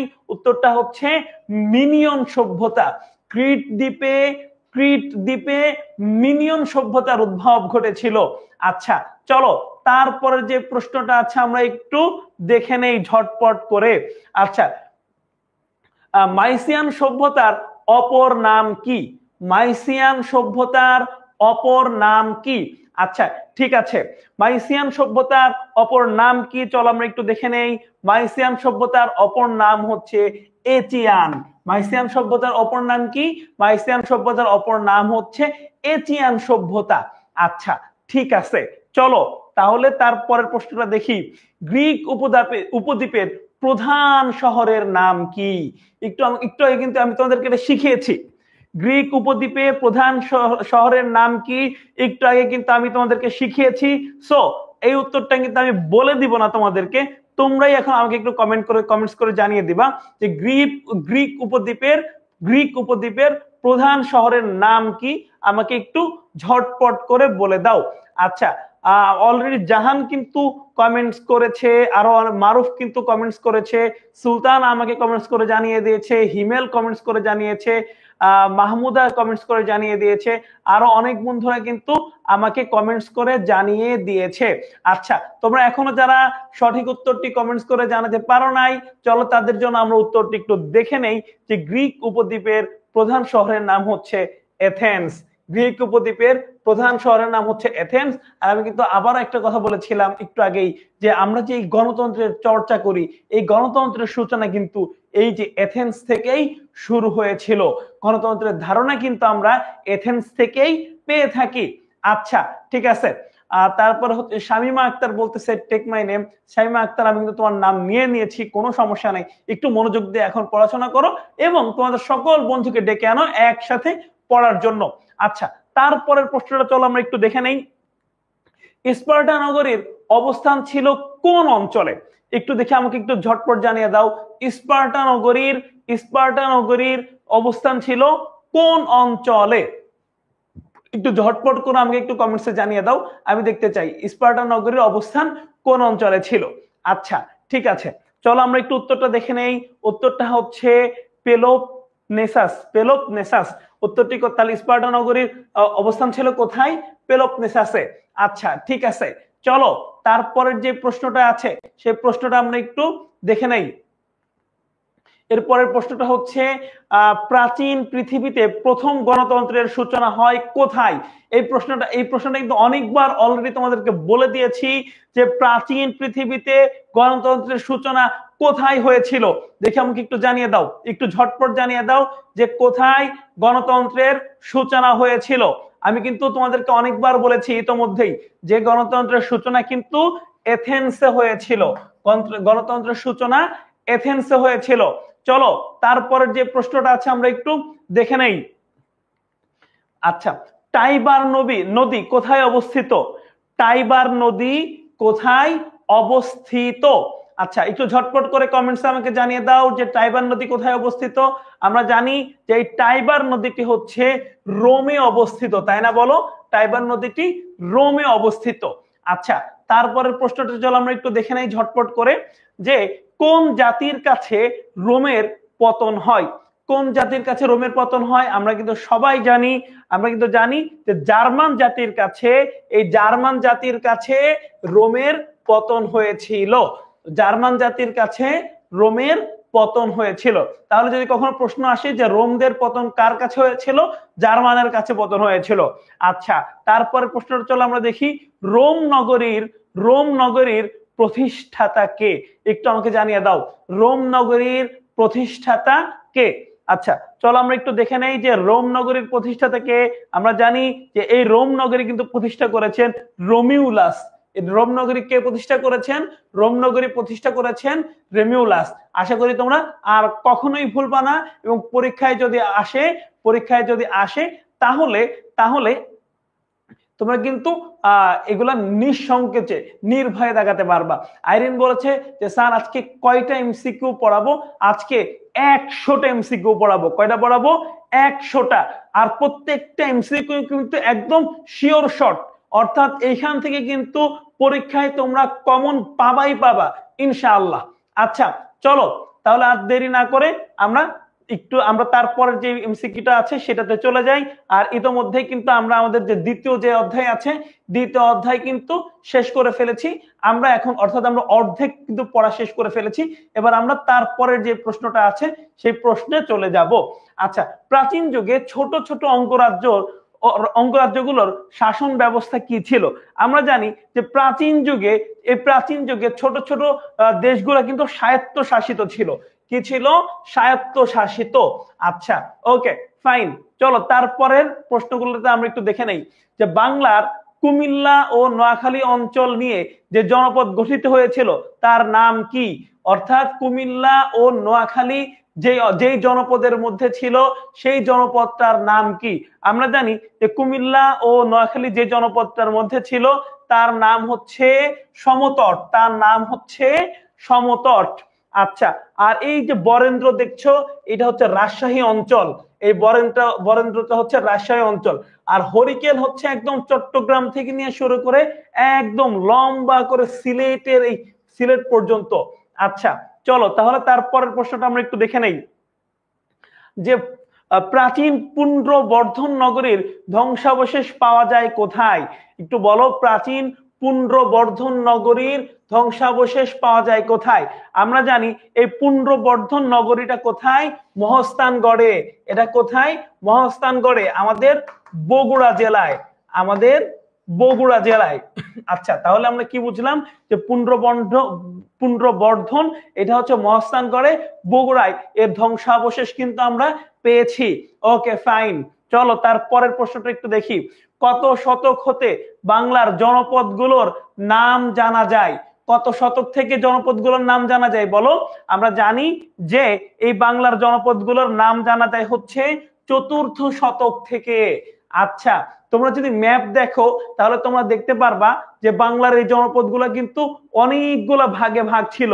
বঙ্গ ছিল, হরিকেল ছিল, সমতট ছিল, রাঢ় ছিল, আরো অনেকগুলা ভাগে বিভক্ত ছিল। আচ্ছা তারপরে যে প্রশ্নটা আছে সেটা চলো আমরা একটু দেখে নেই। সর্বপ্রথম গৌড়ের উল্লেখ পাওয়া যায় কার লিখিত গ্রন্থে? আচ্ছা, আমরা জানি যে সর্বপ্রথম পানিনি নামে একজন ভদ্রলোক ছিল, তার একটা বইয়ে আমরা কিন্তু এই গৌড়ের উল্লেখ পেয়ে থাকি। আচ্ছা ঠিক আছে, চলো তারপর যে প্রশ্নটা আছে আমরা একটু ঝটপট করে দেখে নেই। সপ্তম শতকে গৌড়রাজ কে ছিলেন? চলো আমরা একটু দেখে নেই। আমরা জানি যে সপ্তম শতকে গৌড়রাজ ছিলেন রাজা শশাঙ্ক। কে ছিলেন? রাজা শশাঙ্ক। তিনি মৃত্যুবরণ করার পরে মৎস্যান্বয়ের যুগ শুরু হয়। একটু লিখে নাও যে শশাঙ্ক মৃত্যুবরণ করার পরে মৎস্যান্বয়ের যুগ শুরু হয়, অর্থাৎ তখন আর কোনো কেন্দ্রীয় শাসন ছিল না। সমুদ্রের ভিতরে যেমন কোনো শাসন নাই, বড় মাছ ছোট মাছকে গিলে খেয়ে ফেলে, ঠিক তখন জোর যার মুল্লুক তার, অর্থাৎ একটা এলাকার মধ্যে যার জোর বেশি সে অন্যকে জোর জবরদস্তি করে নিজের অস্তিত্ব টিকিয়ে রাখতো। আচ্ছা ঠিক আছে, তাহলে আমরা কি বুঝলাম যে সপ্তম শতকের গৌড়রাজ কে ছিল? সপ্তম শতকের গৌড়রাজ ছিল রাজা শশাঙ্ক। আচ্ছা, বর্তমান কুমিল্লার প্রাচীন নাম কি ছিল? একটু আগে কিন্তু আমরা পড়েছি যে বর্তমান কুমিল্লার প্রাচীন নাম ছিল সমতট। বর্তমান কুমিল্লার প্রাচীন নাম ছিল সমতট। কি ছিল? আবার বলছি, এটা কিন্তু আসার মতো একটা প্রশ্ন। বর্তমান কুমিল্লার প্রাচীন নাম হচ্ছে সমতট। নোয়াখালীও যদি আসে, নোয়াখালী বিভাগ চাই না বলে নোয়াখালীর নাম দেবা কি? সমতট, তাই না? আচ্ছা, তারপরে কি আমি বলেছি চট্টগ্রাম থেকে নিয়ে সিলেট পর্যন্ত লম্বা আকারে এটাকে কি বলে? হরিকেল, তাই না বলো? আর হচ্ছে বরেন্দ্র বলে রাজশাহী অঞ্চলকে, রাজশাহী চাপাই নবাবগঞ্জ। তো ম্যাপটা দেখলে বাকি পুরাটা সম্পর্কে একটা আইডিয়া পেয়ে যাবা। আচ্ছা, তারপরে যে প্রশ্নটা আছে চলো আমরা একটু দেখে নেই। চন্দ্রদ্বীপের বর্তমান নাম কি? আচ্ছা বলতো চন্দ্রদ্বীপের বর্তমান নাম কি? আমরা জানি, আমরা সবাই জানি যে চন্দ্রদ্বীপের বর্তমান নাম হচ্ছে বরিশাল। ওই বরিশাল কিন্তু একটা দ্বীপ, তাই না বলো? বাংলাদেশ থেকে একদম বিচ্ছিন্ন একটা বিভাগ। অর্থাৎ আমরা যদি বাংলাদেশের যে কোনো স্থান থেকে বরিশালে যেতে চাই, অবশ্যই আমাদেরকে নদী পারাপার হয়ে যেতে হবে। অর্থাৎ বরিশালের চারিদিকে পানি, আর যেই ভূমির চারিদিকে পানি তাকে আমরা কি বলে থাকি? দ্বীপ বলে থাকি। এই জন্যই কিন্তু প্রাচীন কালে বরিশালকে বলা হতো চন্দ্রদ্বীপ। আশা করি তোমরা ব্যাপারটা বুঝতে পারছো। তোমাদের যাদের বাড়ি বরিশাল আছে, কেন তাদের এই বরিশালের নাম চন্দ্রদ্বীপ ছিল, এটা বুঝতে পারছো কিনা? আচ্ছা ওকে, তারপর হচ্ছে সাবা বলছে সাবার হচ্ছে মোবাইলের চার্জ শেষ হয়ে গেছে। কোনো সমস্যা নাই, তুমি পরবর্তীতে কিন্তু আমাদের এই ক্লাসটি তুমি করে নিতে পারবা। আর এছাড়া যদি তোমার কোনো সুযোগ থাকে অন্য কোনো ডিভাইসের মাধ্যমে ক্লাসটি করার, তুমি কিন্তু ক্লাসটি করে নিতে পারো। আচ্ছা চলো তাহলে আর দেরি না করে আমরা পরবর্তী প্রশ্নের দিকে চলে যাই। কৌটিল্যের অর্থশাস্ত্র অনুযায়ী গৌড়কে সমৃদ্ধশালী মনে করা হয় কেন? আচ্ছা, কেন মনে করা হয়? আচ্ছা দেখো, শিল্প ও কারখানা, তৎকালীন সময় কি আমাদের দেশে শিল্প কারখানা ছিল এত বেশি? না, ছিল না। আচ্ছা, কিন্তু আমরা জানি তৎকালীন সময়ে আমাদের দেশ কিন্তু একদম কৃষি নির্ভর একটা দেশ ছিল। আমরা কিন্তু জানি যে আমাদের গোয়াল ভরা গরু, আমাদের গোলা ভরা ধান, এই ইতিহাস ঐতিহ্য কিন্তু আমাদের ছিল। অর্থাৎ আমরা কৃষির মাধ্যমে নিজেদের খাবারের যোগান তো দিতে পারতামই, বরং এই খাবার কিন্তু আমরা বিশ্ব জুড়ে আমরা আরো রফতানি করতে পারতাম। ওকে ফাইন, তাহলে চলো আমরা কি বলছি যে কৌটিল্যের অর্থশাস্ত্র অনুযায়ী গৌড়কে সমৃদ্ধ মনে করা হয় কারণ এটা ছিল শিল্প ও কৃষি দ্রব্য নির্ভর। ওকে, কোন শতকের বিবরণ হতে জানা যায় যে গৌড় অন্যান্য জনপদ থেকে আলাদা? আমরা জানি যে আমরা ষষ্ঠ শতকের বিবরণ থেকে আমরা জানতে পারি যে গৌড় হচ্ছে অন্যান্য অঞ্চল থেকে আলাদা, তাই না বলো? ওকে ফাইন, তাহলে চলো আমরা এর পরের প্রশ্নে একটু চলে যাই যে গৌড়রাজ, কর্ণ, সুবর্ণ এগুলোর সাথে সম্পৃক্ততা রয়েছে কার? একটু আবার দেখো প্রশ্নটা, গৌড়রাজ, কর্ণ, সুবর্ণ, এই গৌড়ের রাজধানীর নাম ছিল কর্ণ সুবর্ণ। একটু ভালো করে লিখে নাও, গৌড়ের রাজধানীর নাম ছিল কর্ণ সুবর্ণ। আচ্ছা, তাহলে কি বললো? গৌড়রাজ, কর্ণ, সুবর্ণ এগুলোর সাথে কার সম্পৃক্ততা আছে? আমরা জানি এগুলোর সাথে শশাঙ্কের সম্পৃক্ততা আছে। Okay fine. তারপরে দেখো কোন রাজাদের আমলে গৌড়ের নাম ডাক বেশি ছিল? দেখি এটা কে বলতে পারে? সবার আগে আমাকে একটু জানিয়ে দাও যে কোন রাজাদের আমলে গৌড়ের নাম ডাক বেশি ছিল। আমরা জানি যে পাল রাজাদের আমলে গৌড়ের নাম ডাক বেশি ছিল। আর এই পাল বংশের প্রতিষ্ঠাতা হচ্ছে গোপাল। পাল বংশের প্রতিষ্ঠাতা হচ্ছে গোপাল এবং এরা 400 বছর আমাদের এই ভূমিকে শাসন করেছে। ওকে ফাইন, চলো তারপরের যে প্রশ্নটা আছে আমরা সেই প্রশ্নতে একটু চলে যাই। এরপরের প্রশ্নটা হচ্ছে কোন শতকে বঙ্গ জনপদ দুই ভাগে বিভক্ত হয়ে পড়ে? আমরা জানি যে একাদশ শতকে বঙ্গ জনপদ দুই ভাগে বিভক্ত হয়ে পড়ে। কত শতকে মনে রাখতে হবে, কিন্তু খুবই ইম্পর্টেন্ট একটা প্রশ্ন। ওকে ফাইন, তাহলে কি বললো যে কোন শতকে বঙ্গ জনপদ দুই ভাগে বিভক্ত হয়ে পড়ে? একাদশ শতকে। আচ্ছা, প্রথম থেকে ক্লাস করতেছি, তোমাকে অনেক ধন্যবাদ তাসফিয়া প্রথম থেকে ক্লাস করার জন্য। আর শেষ পর্যন্ত যদি তোমরা আমাদের সাথে থাকো তাহলে আমাদের এই 4টা অধ্যায় থেকে পরীক্ষায় যত রকম প্রশ্ন আসতে পারে, যত ভাবে প্রশ্ন আসতে পারে, সব প্রশ্ন কিন্তু তোমরা সলভ করে নিতে পারবে আমার কাছ থেকে। আচ্ছা, এছাড়াও তোমরা যারা আমার ক্লাস দেখছো, তোমাদের এই 4টা অধ্যায় থেকে যদি কোনো প্রশ্ন থাকে আমাকে তোমরা করতে পারো। আমি চেষ্টা করব সবগুলা প্রশ্নের সঠিক উত্তর তোমাদেরকে দেওয়ার জন্য। আচ্ছা ঠিক আছে, তাহলে আমরা কি বললাম? কোন শতকে বঙ্গ জনপদ দুই ভাগে বিভক্ত হয়ে পড়ে? একাদশ শতকে বঙ্গ দেশ বা বঙ্গ জনপদ দুই ভাগে বিভক্ত হয়ে পড়ে। আচ্ছা, নাব্য কি? দেখি একটু ঝটপট করে বলো তো, নাব্য এটা কি জিনিস?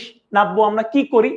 আচ্ছা, আমরা জানি যে নাব্য, আচ্ছা তোমাদেরকে একটু বলার সুযোগ দেয় এবার, নাব্য কি একটা স্থানের নাম, নাকি একটা জলভূমির নাম, নাকি একটা গ্রন্থের নাম, নাকি রাজধানীর নাম? দেখি একটু ঝটপট করে বলো তো দেখি যে নাব্য কিসের নাম? আচ্ছা চলো আমরা একটু দেখে নেই। এই নাব্য এটা কিন্তু জলভূমিও না, গ্রন্থও না, কোনো রাজধানীও না, এটা হচ্ছে একটা স্থানের নাম। তাহলে নাব্য কি? দেখো নাব্য বা নাব্যতা এই শব্দটা কিন্তু পানির সাথে একটু মিল আছে। মনে হইতে পারে যেটা জলভূমির নাম, তাই না? তোমাদেরকে কিন্তু ট্র্যাপে ফেলার জন্য জলভূমিও দেওয়া হয়েছে, কিন্তু তোমরা যারা ভালো করে বইটা পড়বা তারা কিন্তু এই ধরনের কনফিউশনে পড়বা না, তাই না বলো? আচ্ছা, তাহলে কি বললাম? নাব্য কি? একটি স্থানের নাম। Okay fine. কোন জনপদ থেকে বাঙালি জাতির উৎপত্তি ঘটেছিল? ঝটপট একটু বলে দাও তো যে কোন জনপদ থেকে বাঙালি জাতির, এই যে আমরা যারা বাঙালি আছি, আমাদের এই বাঙালি জাতির উৎপত্তি ঘটেছিল। আচ্ছা চলো দেখি, আমি একটু দেখে নেই। আচ্ছা, আমি দেখছি তাসফিয়া সে আমাকে জানিয়েছে যে সে সঠিকভাবে ক্লাসটি করছে, সে সবকিছু নোটও নিচ্ছে। তাসফিয়া তোমাকে ধন্যবাদ শুরু থেকে এই পর্যন্ত ক্লাস করার জন্য। আচ্ছা, আমি একটু দেখি তোমাদের মধ্যে কে কে একদম শুরু থেকে এই পর্যন্ত আমার সাথে আছো, আমি একটু দেখতে চাই। যারা যারা আছো তারা একটু হ্যান্ড রাইজ করো, হ্যাঁ ভাই আমি আছি, শুরু থেকে আমার সাথে এখন পর্যন্ত আছো। দেখি কে কে আছে। ওকে, ইতিমধ্যে চলো ততক্ষণে আমরা একটু উত্তরটা দেখে নেই যে এই বাঙালি জনপদ এটা কিন্তু বঙ্গ থেকে আসছে। কোত্থেকে আসছে? বঙ্গ থেকে। আচ্ছা, আমি কিন্তু আবার তোমাদেরকে একটু মনে করাই দিচ্ছি, এই যে সমতট এটা ছিল কুমিল্লা নোয়াখালী অঞ্চল, এই যে হরিকেল এটা ছিল একদম পার্বত্য চট্টগ্রাম থেকে শুরু করে একদম সিলেট পর্যন্ত। আচ্ছা ঠিক আছে, চলো তারপরে যে প্রশ্নটা, যে বৈদিক সাহিত্যে কোন জাতির কথা উল্লেখ পাওয়া যায়? বৈদিক সাহিত্যে কোন জাতির উল্লেখ পাওয়া যায়? বৈদিক সাহিত্যে কি বাঙালি জাতির কথা বলা আছে, নাকি হুন জাতির কথা বলা আছে, নাকি পুন্ড্র জাতির কথা, নাকি তুতসী জাতির কথা? কোন জাতির কথা বলা আছে দেখি, ঝটপট করে একটু বলে দাও তো। আচ্ছা, আমি দেখতে পাচ্ছি আমাদের সাথে তমা, সে একদম শুরু থেকে আছে, আমাকে জানিয়েছে নিশাদ জানিয়েছে সে শুরু থেকে আমার সাথে আছে। মোহাম্মদ রাতুল সে বলেছে শুরু থেকে আছে। আফসানা আমাদের সাথে শুরু থেকে আছে। আইরিন আছে আমাদের সাথে। তাসরিয়া আক্তার শুরু থেকে আছে আমাদের সাথে। রাখি আমাদের সাথে শুরু থেকে আছে আমাদের সাথে। আরো অনেক বন্ধুরা কিন্তু শুরু থেকে আছে। জান্নাতুল আছে, তাসফিয়া আছে, হিমেল আছে, আরো অনেক বন্ধুরা কিন্তু আছে, নূর নাহার আছে, তারপর নওরিন জাহান আছে আমাদের সাথে, মির্জা আছে, তানিয়া আছে, আর অনেক অনেক বন্ধুরা কিন্তু আমাদের সাথে শুরু থেকে আছে। তোমরা যারা যারা ক্লাস করছো আশা করছি তোমরা সবাই একটা ভালো বেনিফিট পাবা। আর ভাইয়ার কথা মনে পড়বে পরীক্ষার হলে যখন তোমরা এমসিকিউ গুলা দাগাবা। আচ্ছা চলো তাহলে আমরা একটু দেখে নেই উত্তরটা, যে বৈদিক সাহিত্যে কোন জাতির কথা পাওয়া যায়। বৈদিক সাহিত্যে পুন্ড্র জাতির কথা পাওয়া যায়। কোন জাতির কথা পাওয়া যায়? পুন্ড্র জাতির কথা পাওয়া যায়। আচ্ছা, পুন্ড্র রাজ্যের রাজধানীর নাম কি ছিল? আমরা কিন্তু একটু আগে দেখেছিলাম কোন একটা প্রশ্নে যে পুন্ড্র রাজ্যের রাজধানীর নাম কি ছিল। চলো আমরা একটু দেখে নেই দেরি না করে। এই পুন্ড্র রাজ্যের রাজধানীর নাম ছিল পুন্ড্রনগর। দেখো তো, নাম শুনলেই বোঝা যায় যে পুন্ড্রের রাজধানী ছিল পুন্ড্রনগর, তাই না বলো? আচ্ছা ঠিক আছে, তাহলে চলো তারপরের প্রশ্নটা আমরা একটু দেখে নেই। আচ্ছা, পুন্ড্রনগরের বর্তমান নাম কি? দেখি এটা কে কে বলতে পারে। পুন্ড্রনগরের বর্তমান নাম কি? এই প্রশ্নটা এই উত্তরটা আমি তোমাদেরকে বলবো না, তোমাদের কাছ থেকে উত্তরটা নেব। পুন্ড্রনগরের বর্তমান নাম কি? আচ্ছা, আমি দেখতে পাচ্ছি অনেকেই কিন্তু অলরেডি আমাকে উত্তর দেওয়া শুরু করেছে। হিমেল উত্তর দিয়েছে, লুনা উত্তর দিয়েছে, আহমেদ উত্তর দিয়েছে, তারপর রাখি উত্তর দিয়েছে, সামি উত্তর দিয়েছে, তাসফিয়া উত্তর দিয়েছে, আইরিন উত্তর দিয়েছে, আরো অনেক বন্ধুরা কিন্তু আমাকে উত্তর দিয়ে জানিয়েছে। আচ্ছা, এই পুন্ড্রনগরের বর্তমান নাম হচ্ছে মহস্থানগড়, যেটা বর্তমান বগুড়া জেলায় অবস্থিত। আচ্ছা, তোমাদের মধ্যে এখন তোমাদের মধ্যে কেউ কি আছো যে বগুড়া থেকে ক্লাস করতেছো? বগুড়া থেকে যদি কেউ ক্লাস করো, যদি বগুড়া থেকে ক্লাস করো, তাহলে আমাদেরকে একটু কমেন্ট করে জানিয়ে দাও, হ্যাঁ ভাইয়া আমি বগুড়া থেকে ক্লাস করছি, অর্থাৎ আমাদের পুন্ড্রনগর থেকে ক্লাস করছি। ওকে ফাইন, চলো তারপরে যে প্রশ্নটা আছে সেই প্রশ্নে একটু চলে যাই। মৌর্য সম্রাট অশোকের নামের সাথে কোন জনপদ জড়িত? আবার বলছি, মৌর্য সম্রাট অশোকের নামের সাথে কোন জনপদ জড়িত? একটু ঝটপট আমাকে জানিয়ে দাও যে মৌর্য সম্রাট অশোকের নামের সাথে কোন জনপদ জড়িত। আচ্ছা চলো আমরা একটু দেখে নেই। এই মৌর্য সম্রাট অশোকের নামের সাথে জড়িত হচ্ছে পুন্ড্রনগর অর্থাৎ বা পুন্ড্র। আর পুন্ড্রের রাজধানী কি ছিল? পুন্ড্রনগর। এর বর্তমান নাম মহস্থানগড়। মহস্থানগড় কোথায় অবস্থিত? বগুড়ায় অবস্থিত। আচ্ছা, আমাকে দিনাজপুর থেকে একজন আছে আমাদের সাথে। আচ্ছা ঠিক আছে, চলো আমরা তারপরের যে প্রশ্নটা আছে সেটাতে চলে যাই। হরিকেলের দক্ষিণে কোন জনপদ অবস্থিত ছিল? হরিকেলের দক্ষিণে কোন জনপদ অবস্থিত ছিল? আমাকে একটু জানিয়ে দাও যে হরিকেলের দক্ষিণে কোন জনপদ অবস্থিত ছিল। হরিকেল এটা তো এমনিতে দক্ষিণ পর্যন্ত ছিল, তাই না? এরও দক্ষিণে কোন জনপদটা ছিল? চলো আমরা একটু দেখে নেই আর দেরি না করে। আচ্ছা, আমাদের এই হরিকেল এটা ছিল, হরিকেলের দক্ষিণে ছিল তাম্রলিপি নামে একটা জনপদ। কি ছিল? তাম্রলিপি নামে একটা জনপদ এই হরিকেলের দক্ষিণে অবস্থিত ছিল। আচ্ছা, তাহলে চলো তারপরে যে প্রশ্নটা আছে সেটাতে আমরা একটু চলে যাই। আচ্ছা, তাম্রলিপি বর্তমান কোন জেলার অন্তর্গত? একটু বলে দাও যে তাম্রলিপি বর্তমানে কোন জেলার অন্তর্গত? দেখো নামগুলো কিন্তু একটাও বাংলাদেশের নাম, জলপাইগুড়ি, মেদিনীপুর, কলকাতা, শিলিগুড়ি। অর্থাৎ আমরা বুঝতে পারছি তাম্রলিপি এইটা কিন্তু বাংলাদেশে ছিল না, অর্থাৎ এটা কিন্তু ছিল, এটা বর্তমান ভারতের অন্তর্ভুক্ত, তাই না বলো? আচ্ছা তাহলে কি হবে, চলো উত্তরটা একটু দেখে নেই। এটা ছিল মেদিনীপুর জেলার অন্তর্ভুক্ত। কোথায়? মেদিনীপুর জেলার অন্তর্গত। আচ্ছা, তারপরে প্রশ্নটা একটু দেখে নেই। কোন শতকে তাম্রলিপি বন্দরের সমৃদ্ধি নষ্ট হয়েছিল? আমরা জানি যে অষ্টম শতকে, আমরা সবাই জানি যে অষ্টম শতকে এই তাম্রলিপি বন্দরের সমৃদ্ধি নষ্ট হয়েছিল, তাই না? আচ্ছা ঠিক আছে, চলো তারপরে যে প্রশ্নটা আছে আমরা একটু ঝটপট করে দেখে নেই। এরপরে আমাদের আছে হচ্ছে বাংলা জনপদগুলোর মধ্যে সবচেয়ে ক্ষুদ্র জনপদ কোনটা ছিল? বাংলা জনপদগুলোর মধ্যে সবচেয়ে ক্ষুদ্র জনপদ কোনটা ছিল? আচ্ছা, এই যে জনপদ নিয়ে দেখতে পাচ্ছ প্রশ্ন অনেকগুলা, এই জনপদ থেকে কিন্তু তোমাদের পরীক্ষায় একটা না একটা প্রশ্ন থাকবেই। আবারও বলে দিচ্ছি, জনপদ থেকে পরীক্ষায় একটা না একটা প্রশ্ন অবশ্যই অবশ্যই অবশ্যই থাকবে।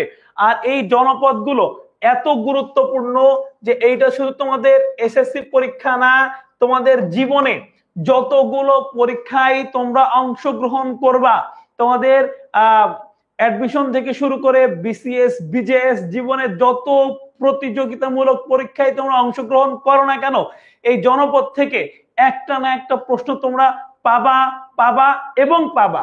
সো সো এই জনপদগুলো একটু ভালো করে এখন থেকেই পড়ে নিতে হবে। আচ্ছা তাহলে চলো দেখে নেই যে সবচেয়ে ক্ষুদ্র জনপদ কোনটা ছিল। সবচেয়ে ক্ষুদ্র জনপদ ছিল হচ্ছে চন্দ্রদ্বীপ। আর চন্দ্রদ্বীপের বর্তমান নাম আমরা কি জানি? চন্দ্রদ্বীপের বর্তমান নাম হচ্ছে বরিশাল। আচ্ছা একটা কথাই আছে যে খাল ধান নদী খাল এই তিনে বরিশাল। আচ্ছা বরিশাল থেকে কেউ কি আমাদের সাথে ক্লাসগুলো করছো কিনা? যদি কেউ বরিশালের থাকো আমাকে একটু জানিয়ে দাও যে হ্যাঁ ভাইয়া আমি বরিশাল থেকে আছি। ওকে ফাইন, চলো তারপরে যে প্রশ্নটা আছে সে প্রশ্নটা আমরা একটু দেখে নেই। কোন জনপদটি বালেশ্বর ও মেঘনার মধ্যবর্তী স্থানে অবস্থিত? আবারও বলছি, কোন জনপদটি বালেশ্বর ও মেঘনার মধ্যবর্তী স্থানে অবস্থিত ছিল? চলো আমরা একটু উত্তরটা ঝটপট করে দেখে নেই যে এটা কিন্তু চন্দ্রদ্বীপ। চন্দ্রদ্বীপ অর্থাৎ আমাদের যে বরিশাল জনপদ সেই জনপদটা। তাহলে এই বরিশাল বা চন্দ্রদ্বীপ কোন দুইটার মধ্যে ছিল? একটা ছিল বালেশ্বর জনপদ আর একটা ছিল মেঘনা। এই দুইটা জনপদের মাঝখানে কে ছিল? চন্দ্রদ্বীপ। আর চন্দ্রদ্বীপ হচ্ছে সবচেয়ে ছোট। আর চন্দ্রদ্বীপের বর্তমান নাম কি? চন্দ্রদ্বীপের বর্তমান নাম হচ্ছে বরিশাল। ওকে ফাইন, চলো তারপরে যে প্রশ্নটা আছে আমরা একটু ঝটপট দেখে নেই। পুণ্ড্রবর্ধন, গৌড় ও বঙ্গ বাংলার এই তিনটি জনপদ সংঘবদ্ধ হয় কোন শতকে? আমরা জানি যে পুণ্ড্রবর্ধন, গৌড় ও বঙ্গ এই তিনটা জনপদ অর্থাৎ বাংলার এই তিনটা জনপদ কিন্তু সপ্তম শতকে সংঘবদ্ধ হয়, অর্থাৎ সপ্তম শতকে এরা এক হয়ে যায়, একসাথে থাকে। আচ্ছা জান্নাতুল তানিশা বলেছে সে বরিশাল থেকে। আচ্ছা ওকে ফাইন, আরো অনেক বন্ধু আশা করি আমাদেরকে বরিশাল থেকে কিন্তু দেখছে। তাহলে তোমরা মনে রাখবা যে বরিশাল এর পূর্ণ নাম আগের নাম হচ্ছে চন্দ্রদ্বীপ। আর এটা জনপদগুলোর মধ্যে সবচেয়ে ছোট জনদ্বীপ ছিল। আর এই বরিশালের দুই পাশে কে ছিল? এক পাশে ছিল বালেশ্বর আর এক পাশে ছিল মেঘনা জনপদ, তাই না বলো? আচ্ছা তারপরে যে প্রশ্নটা আছে চলো আমরা একটু দেখে নেই। আমরা কিন্তু অলরেডি তৃতীয় অধ্যায় শেষ করে ফেললাম, আর একটা অধ্যায় মাত্র আছে। আমরা খুব দ্রুত আমাদের ক্লাসটি শেষ হয়ে যাবে। তো শেষ পর্যন্ত আমাদের সাথে থাকো, ক্লাসগুলো করো, আশা করি পরীক্ষার সময় তোমরা এর সুফল ভোগ করতে পারবা। আচ্ছা আমরা দেখতে পাই পরের যে প্রশ্নটা আছে, পাল বংশের পতন ঘটে কার হাতে? আমরা জানি যে এই পাল বংশের পতন কিন্তু ঘটে হচ্ছে সেন বংশের হাতে। আর সেন বংশের প্রথম রাজা বিজয় সেন পালদেরকে পরাজিত করে ক্ষমতায় আসেন। ওকে, তার মানে পাল বংশের পতন ঘটে বিজয় সেনের কাছে। আচ্ছা গুপ্ত যুগের প্রশাসনিক বিভাগের সাথে সম্পর্কিত কোনটি? চলো আমরা জানি যে গুপ্ত যুগের প্রশাসনিক বিভাগ কিন্তু উল্লেখযোগ্য একটা ব্যাপার ছিল। এখানে কিন্তু প্রথমে ভুক্তি ছিল, বিষয় ছিল, মন্ডল ছিল, বিথি ছিল, গ্রাম ছিল। চলো আমরা একটু দেখে নেই কোনটা আমাদের সাথে মিলে যায়। হ্যাঁ দেখো, এই যে ভুক্তি, বিষয়, মন্ডল, বিথি, গ্রাম, তাহলে এই সিকোয়েন্সটা কোথায় ফলো করতেছে? এই সিকোয়েন্সটা হচ্ছে বি নাম্বার অর্থাৎ খ তে ফলো করতেছে, অর্থাৎ আমাদের উত্তর হবে খ। আচ্ছা তারপরে যে প্রশ্নটা আছে চলো একটু দেখে নেই। গৌড়রাজ শশাঙ্কের রাজধানী ছিল কোনটি? একটু ঝটপট একটু বলে দাও যে গৌড়রাজ শশাঙ্কের রাজধানী ছিল কোনটি? আমরা জানি যে শশাঙ্ক তিনি কিন্তু তার মৃত্যুর পরে কিন্তু বাংলায় মৎস্যান্বয় শুরু হয়ে গেছিল। আর মৎস্যান্বয় কি একটু আগেই কিন্তু আমি তোমাদেরকে বুঝিয়ে বলেছি।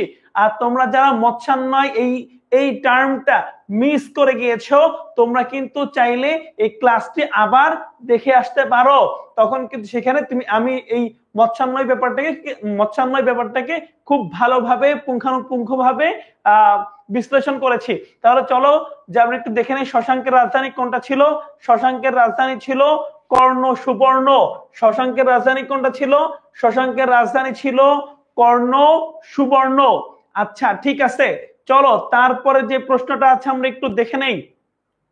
দান সাগর বইটির লেখককে? দেখি একটু ঝটপট জানিয়ে দাও যে দান সাগর বইটির লেখককে?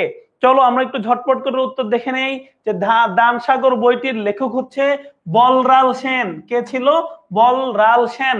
ওকে ফাইন, চলো তাহলে এটা কিন্তু আর ভুলবা না যে দানসাগর এই বইটি কে লিখেছেন? বলরাল। ওকে ফাইন, চলো তারপরের প্রশ্নটা একটু দেখে নেই। গ্রিক বীর আলেকজান্ডার ভারতে আক্রমণ করেন কখন? গ্রিক বীর আলেকজান্ডার, গ্রিকের যে বীর ছিল, সবচেয়ে বড় শক্তিধর একজন বাচ্চা ছিল, তার নাম কি? আলেকজান্ডার। তিনি কিন্তু এই ভারতীয় উপমহাদেশেও আক্রমণ করেন। তাহলে তিনি কবে আক্রমণ করেন আমরা একটু দেখে নেই। তিনি খ্রিস্টপূর্ব 327 অব্দে, খ্রিস্টপূর্ব 327 অব্দে আক্রমণ করেন। আচ্ছা ঠিক আছে, চলো তারপরে যে প্রশ্নটা আছে একটু আমরা দেখে নেই। ধর্মপাল কোথায় একটি বৌদ্ধ বিহার বা মঠ নির্মাণ করেন? কোথায় নির্মাণ করেন দেখি একটু বলে দাও তো দেখি। তোমরা যারা এখনো ক্লাসটি করছো তোমরা আমাকে একটু ঝটপট কমেন্টসে জানিয়ে দাও। তোমরা একটু ঝটপট কমেন্টসে জানিয়ে দাও যে ধর্মপাল কোথায় বৌদ্ধ বিহার বা মঠ নির্মাণ করেন? ধর্মপাল কোথায় বৌদ্ধ বিহার বা মঠ নির্মাণ করেন? আচ্ছা আমি দেখতে পাচ্ছি আমাদের সাথে তাইবা আছে, এখনো যুক্ত আছে। তাসফিয়া আক্তার সঠিক উত্তর দিয়েছে। ফারহানা ওয়াহেদ সঠিক উত্তর দিয়েছে। নৌরিন জাহান সঠিক উত্তর দিয়েছে। আমিনা আফরিন সঠিক উত্তর দিয়েছে। মারুফ আহমেদ সঠিক উত্তর দিয়েছে। আমাদের সাথে তাসফিয়া আক্তার আছে, সঠিক উত্তর দিয়েছে। আমাদের সাথে আরো যুক্ত হয়েছে উম্মে কুলসুম সুমিও সঠিক উত্তর দিয়েছে। আল জামি চৌধুরী সঠিক উত্তর দিয়েছে। আরো অনেকেই কিন্তু সঠিক উত্তর দিয়েছে। আচ্ছা আমরা জানি যে ধর্মপাল ভগলপুরের থেকে 24 মাইল পূর্বে, ভগলপুর থেকে 24 মাইল পূর্বে একটি বৌদ্ধ বিহার বা একটি মঠ নির্মাণ করেন। ওকে, তারপরে চলো, পাল বংশের সর্বশেষ সফল শাসক কে ছিল? পাল বংশের সর্বশেষ সফল শাসক কে ছিল? পাল বংশের সর্বশেষ সফল শাসক ছিল হচ্ছে রামপাল। পাল বংশের সর্বশেষ সফল শাসক ছিল রামপাল। আর পাল বংশের প্রথম শাসক ছিল, আমরা কিন্তু বলেছি পাল বংশের প্রথম শাসক ছিল গোপাল, তাই না বলো? আচ্ছা চলো তারপরে যে প্রশ্নটা আছে আমরা একটু ঝটপট করে দেখে নেই। আচ্ছা তারপর দেব বংশের কতজন রাজার নাম পাওয়া যায়? দেব বংশের কতজন রাজার নাম পাওয়া যায়? আমরা জানি যে দেব বংশের 4 জন রাজার নাম পাওয়া যায়। কয়জন রাজা? দেব বংশের 4 জন রাজার নাম কিন্তু পাওয়া যায় ইতিহাস থেকে। চলো তারপরের প্রশ্নটা আমরা দেখে নেই। আচ্ছা ত্রৈলোক্যচন্দ্রের উপাধি কি ছিল? আমরা জানি যে ত্রৈলোক্যচন্দ্রের উপাধি ছিল মহারাজাধিরাজ। কি ছিল? মহারাজাধিরাজ। ত্রৈলোক্যচন্দ্রের উপাধি কি ছিল? মহারাজাধিরাজ। আশা করি তোমরা বুঝতে পেরেছো। চলো তারপরের যে প্রশ্নটা আছে সেই প্রশ্নটা আমরা একটু ঝটপট করে সলভ করে ফেলি। কত শতকে বাংলায় সেন বংশের শাসন প্রতিষ্ঠিত হয়? আচ্ছা আমরা জানি যে গোপালদেরকে হটিয়ে বিজয় সেন অর্থাৎ সেন বংশ বাংলায় শাসন প্রতিষ্ঠা করে। সেটা কত শতকে করে বলতো? সেটা হচ্ছে দ্বাদশ শতকে। তাহলে আমরা জানি আমরা কি বলতে পারি যে দ্বাদশ শতকে সেন বংশকে হটিয়ে পাল বংশকে হটিয়ে সেন বংশ ক্ষমতায় আসে। আর এই সেন বংশের প্রথম যে রাজা ছিল তার নাম ছিল বিজয় সেন। ওকে ফাইন, চলো তারপর যে প্রশ্নটা আছে আমরা একটু ঝটপট করে দেখে নেই। বাংলায় সেন বংশের প্রতিষ্ঠাতা কে? আচ্ছা আমরা জানি এই বাংলায় কিন্তু সেন বংশের প্রতিষ্ঠাতা ছিলেন সামন্ত সেন। বাংলায় সেন বংশের প্রতিষ্ঠাতা কে ছিল? সামন্ত সেন। আর এই যে তোমরা এখানে যে লক্ষণ সেন কে দেখতে পাচ্ছ, তিনি হচ্ছে এই সেন বংশের শেষ রাজা। তিনি কে ছিল? এই সেন বংশের শেষ যে শাসক, সেই শাসক। আচ্ছা তারপরে কি আছে চলো একটু দেখে নেই। দানসাগর ও অদ্ভুত সাগর গ্রন্থটি কে লিখেছেন? দানসাগর ও অদ্ভুত সাগর গ্রন্থের লেখক কে? আমরা জানি দানসাগর ও অদ্ভুত সাগর এটি লিখেছেন বলরাল সেন। আচ্ছা ঠিক আছে, চলো তারপরের যে প্রশ্নটা আছে আমরা একটু ঝটপট করে দেখে নেই। সম্রাট অশোকের সময় কোন অঞ্চলে মৌর্য শাসন প্রতিষ্ঠিত হয়? আবার বলছি, সম্রাট অশোকের সময় কোন অঞ্চলে মৌর্য শাসন প্রতিষ্ঠিত হয়? একটু ঝটপট করে কমেন্টসে আমাকে জানিয়ে দাও। আমি কিন্তু দেখতে পাচ্ছি এখনো আমাদের অনেক বন্ধু আমাদের সাথে যুক্ত হয়েছে, যেমন মারুফ হাসান আছে, ইরিন সুলতানা আছে, তাসফিয়া আক্তার আছে, উম্মু কুলসুম আছে আমাদের সাথে, সাবা যুক্ত আছে, মারুফ আহমেদ আছে, সুমি আছে, মিম আছে, আরো অনেক বন্ধুরা কিন্তু আমাদের সাথে যুক্ত আছে। আমরা জানি যে সম্রাট অশোকের সময় উত্তর বাংলায় মৌর্য শাসন প্রতিষ্ঠিত হয়। আচ্ছা, তারপরে যে প্রশ্নটা চলো আমরা একটু দেখে নেই। সুক্তা ও কনর বংশের আবির্ভাব ঘটে কোন সাম্রাজ্যের পতনের পর? আবার কি বলছি দেখো, যে দুইটা সাম্রাজ্যের কথা বলছে, সুক্তা ও কনর, এই দুই বংশের আবির্ভাব ঘটে কোন সাম্রাজ্যের পতনের পরে? আচ্ছা, চলো আমরা একটু দেখে নেই যে মৌর্য সাম্রাজ্যের পতনের পরে সুক্তা ও কনর, কি বলছি, মৌর্য সাম্রাজ্যের পতনের পরে সুক্তা ও কনর এই দুইটা বংশের আবির্ভাব ঘটে। আচ্ছা, তারপরে প্রশ্নটা চলো একটু দেখে নেই। হুন কি? একটু বলে দাও, হুন এটা কি একটা নদীর নাম, নাকি হুন একটা পাহাড়ের নাম, নাকি একটা জাতির নাম, নাকি পাখির নাম? হুন কিসের নাম একটু বলে দাও তো দেখি ঝটপট করে। আমি তোমাদের কাছ থেকে কমেন্টস থেকে দেখতে যাচ্ছি যে হুন কিসের নাম। আচ্ছা, দেখি আমাকে একটু ঝটপট বলে দাও। আমি দেখতে পাচ্ছি অনেক বন্ধুরা কিন্তু আমাদের সাথে যুক্ত আছে, যেমন মুরসালিন সাবা আছে, ওয়াহেদ কিন্তু অলরেডি সঠিক উত্তর জানিয়ে দিয়েছে, জাহান আমাকে সঠিক উত্তর জানিয়ে দিয়েছে, আমাদের সাথে আমিরা আছে, আমিরা সঠিক উত্তর জানিয়েছে, আমাদের সাথে আছে আরো আছে তমা আমাকে সঠিক উত্তর জানিয়েছে, আমাদের সাথে আছে তাসফিয়া আছে, মারুফ আছে, আমাদের সাথে আরো অনেক অনেক বন্ধুরা কিন্তু আছে যারা আমাকে সঠিক উত্তর জানিয়ে দিয়েছে। আমরা জানি এই হুন এটা একটা জাতির নাম, হুন একটা জাতির নাম। আচ্ছা, শুনতে একটু বিদঘুটে মনে হতে পারে, কিন্তু এটা নিয়ে কনফিউজ হওয়ার কিছুই নাই। হুন একটা জাতির নাম, এটা মনে রাখবা। পরীক্ষায় যদি আসে তাহলে চোখ বন্ধ করে দাগাই দিবা। আচ্ছা, ঠিক আছে, চলো তারপরে যে প্রশ্নটা আছে আমরা একটু দেখে নেই। চালুক্য বংশের রাজা কে ছিলেন? আবার বলছি, চালুক্য বংশের রাজা কে ছিলেন? একটু ঝটপট আমাকে জানিয়ে দাও কমেন্ট সেকশনে। আমি দেখতে চাই যে চালুক্য বংশের রাজা কে ছিলেন। আমরা জানি যে চালুক্য বংশের রাজা ছিলেন কীর্তিবর্মন। কে ছিলেন? রাজা কীর্তিবর্মন। আচ্ছা, ঠিক আছে, চলো তারপরের যে প্রশ্নটা আছে আমরা একটু ঝটপট করে দেখে নেই। যে আমরা কিন্তু এখানে দেখলাম চালুক্য বংশের রাজা ছিলেন কীর্তিবর্মন। আচ্ছা, তোমাদেরকে বলেছিলাম যে মাঝে মাঝে প্রশ্ন করব, আমাকে একটু বলো তো অর্থশাস্ত্র এই গ্রন্থটি কে লিখেছেন? আবার আবার আমি একটু নামটা লিখে দিচ্ছি যে অর্থশাস্ত্র, দেখি তোমরা মনে রেখেছো কিনা। অর্থশাস্ত্র এই গ্রন্থটি কে লিখেছেন? আমাকে একটু ঝটপট করে জানিয়ে দাও, আমি কমেন্টস থেকে দেখতে চাই। আমি দেখতে পাচ্ছি অলরেডি কিন্তু আমাদের সাথে যুক্ত আছে আফসানা মিম, উম্মে কুলসুম সুমি, মুরসালিন সাবা, আইরিন সুলতানা তমা, আমাদের সাথে আরো যুক্ত রয়েছে নওরিন জাহান। নওরিন জাহান কিন্তু অলরেডি আমাকে জানিয়ে দিয়েছে যে অর্থশাস্ত্র এই গ্রন্থটি লিখেছেন কৌটিল্য। আচ্ছা, আর একটা প্রশ্ন, কৌটিল্য কোন রাজার সময়ে প্রধানমন্ত্রীর দায়িত্ব পালন করেছেন? কৌটিল্য কোন রাজার সময় প্রধানমন্ত্রীর দায়িত্ব পালন করেছেন? দেখি তোমাদের মনে আছে কিনা। আমি দেখছি আমিনা আফরিন সঠিক উত্তর জানিয়েছে, উম্মে কুলসুম সঠিক উত্তর জানিয়েছে, আরো এদিকে জানিয়েছে আইরিন রহমান, তাসফিয়া জানিয়েছে, আরো অনেকে জানিয়েছে। তাসফিয়া বলেছে ঘুম আসছে। আচ্ছা, কোনো সমস্যা নাই, আর অল্প একটু আছে আমাদের ক্লাস, আমরা এখনই শেষ করে ফেলবো। নওরিন জাহান বলেছে শশাঙ্ক। না নওরিন জাহান, তোমার উত্তর কিন্তু ভুল হয়েছে।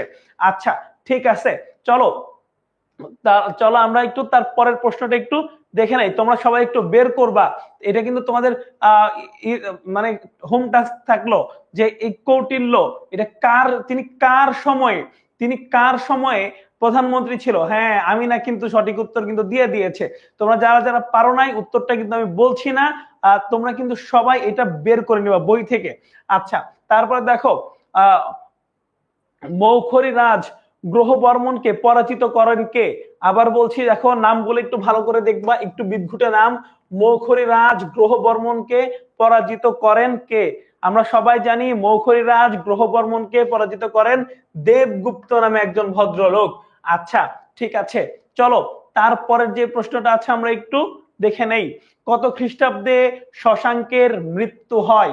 কত কত কত কত খ্রিস্টাব্দে শশাঙ্কের মৃত্যু হয়? একটু ঝটপট করে আমাকে জানিয়ে দাও।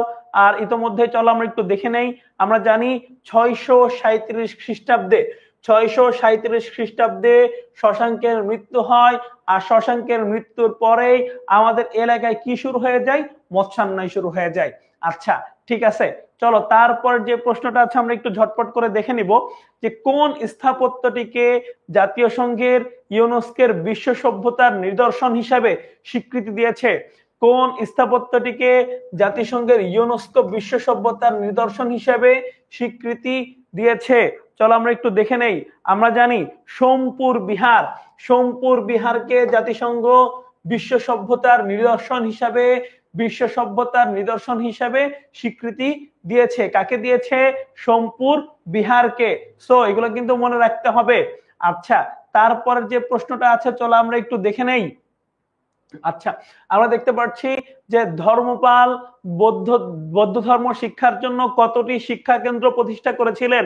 আমাকে একটু ঝটপট করে জানিয়ে দাও যে ধর্মপাল বৌদ্ধ শিক্ষা জন্য কতটি শিক্ষা কেন্দ্র প্রতিষ্ঠা করেছিলেন?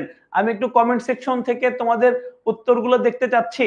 দেখি আমাদের সবার আগে কে উত্তরটা দিতে পারে। আচ্ছা আমি দেখতে পাচ্ছি এখানে কিন্তু আমাদের সাথে আছে আফসানা মিম, সঠিক উত্তর দিয়েছে। উম্মে কুলসুম সঠিক উত্তর দিয়েছে। আমাদের ফারহানা ওয়াহেদ সঠিক উত্তর দিয়েছে। আইরিন জাহান সঠিক উত্তর দিয়েছে। আরো অনেকে কিন্তু আমাকে সঠিক উত্তর দিয়েছে। আচ্ছা এমডি কাইফ বলছে যে কাইফ ভাইয়া এত রাতে সেফলি বাসায় যায়েন। হ্যাঁ অবশ্যই আমার জন্য দোয়া করবা কাইফ, আমি সেফলি বাসায় যাব। আর তোমরাও কিন্তু ভালো করে পড়াশোনা করবা। আচ্ছা তাহলে আমরা কি জানি যে ধর্মপাল বৌদ্ধ ধর্ম শিক্ষার জন্য কতটি শিক্ষা কেন্দ্র প্রতিষ্ঠা করেছিলেন? 50টি শিক্ষা কেন্দ্র প্রতিষ্ঠা করেছিলেন। আচ্ছা ঠিক আছে, চলো তারপরের প্রশ্নটা আমরা একটু দেখে নেই যে দেবপাল কোথায় নতুন রাজধানী স্থাপন করেন? আবার বলছি দেবপাল কোথায় নতুন রাজধানী স্থাপন করেন? আমরা সবাই জানি যে দেবপাল মুক্তার নামে একটা জায়গা আছে, সেই মুক্তারে তার দেশের নতুন রাজধানী নির্মাণ করেছিলেন। আচ্ছা তারপরের প্রশ্নটা চলো আমরা একটু দেখে নেই। তারপরের প্রশ্ন ছিল দেবপালের প্রথম পুত্রের নাম কি ছিল? এটা কিন্তু গুরুত্বপূর্ণ একটা প্রশ্ন। এই যে পাল বংশের যে সিকোয়েন্স বা সেন বংশের যে সিকোয়েন্স, এই সিকোয়েন্স থেকেও কিন্তু একটা প্রশ্ন আসতে পারে। আচ্ছা তাহলে কি বললাম যে দেবপালের প্রথম পুত্রের নাম কি ছিল? আমরা জানি দেবপালের প্রথম পুত্রের নাম ছিল বিগ্রহপাল। কি ছিল? প্রথম বিগ্রহপাল। দেবপালের প্রথম পুত্রের নাম কি ছিল? দেবপালের প্রথম পুত্রের নাম ছিল প্রথম বিগ্রহপাল। আশা করি বুঝতে পেরেছো। আচ্ছা তারপরের প্রশ্নটা চলো আমি একটু দেখে নেই। দ্বিতীয় বিগ্রহপালের পুত্রের নাম কি ছিল? আচ্ছা দ্বিতীয় বিগ্রহপালের পুত্রের নাম কি ছিল? চলো আমরা একটু দেখে নেই যে দ্বিতীয় বিগ্রহপালের পুত্রের নাম ছিল প্রথম মহিপাল। কি ছিল? প্রথম মহিপাল। আচ্ছা তাহলে আমরা কি দেখলাম? দেবপালের প্রথম পুত্রের নাম ছিল প্রথম বিগ্রহপাল, আর দ্বিতীয় বিগ্রহপালের পুত্রের নাম ছিল প্রথম মহিপাল। আশা করি তোমরা বুঝতে পেরেছো। আচ্ছা তারপরে চলো আমরা একটু দেখে নেই এবার হচ্ছে মহিপাল কোন ধর্মের অনুসারী ছিলেন?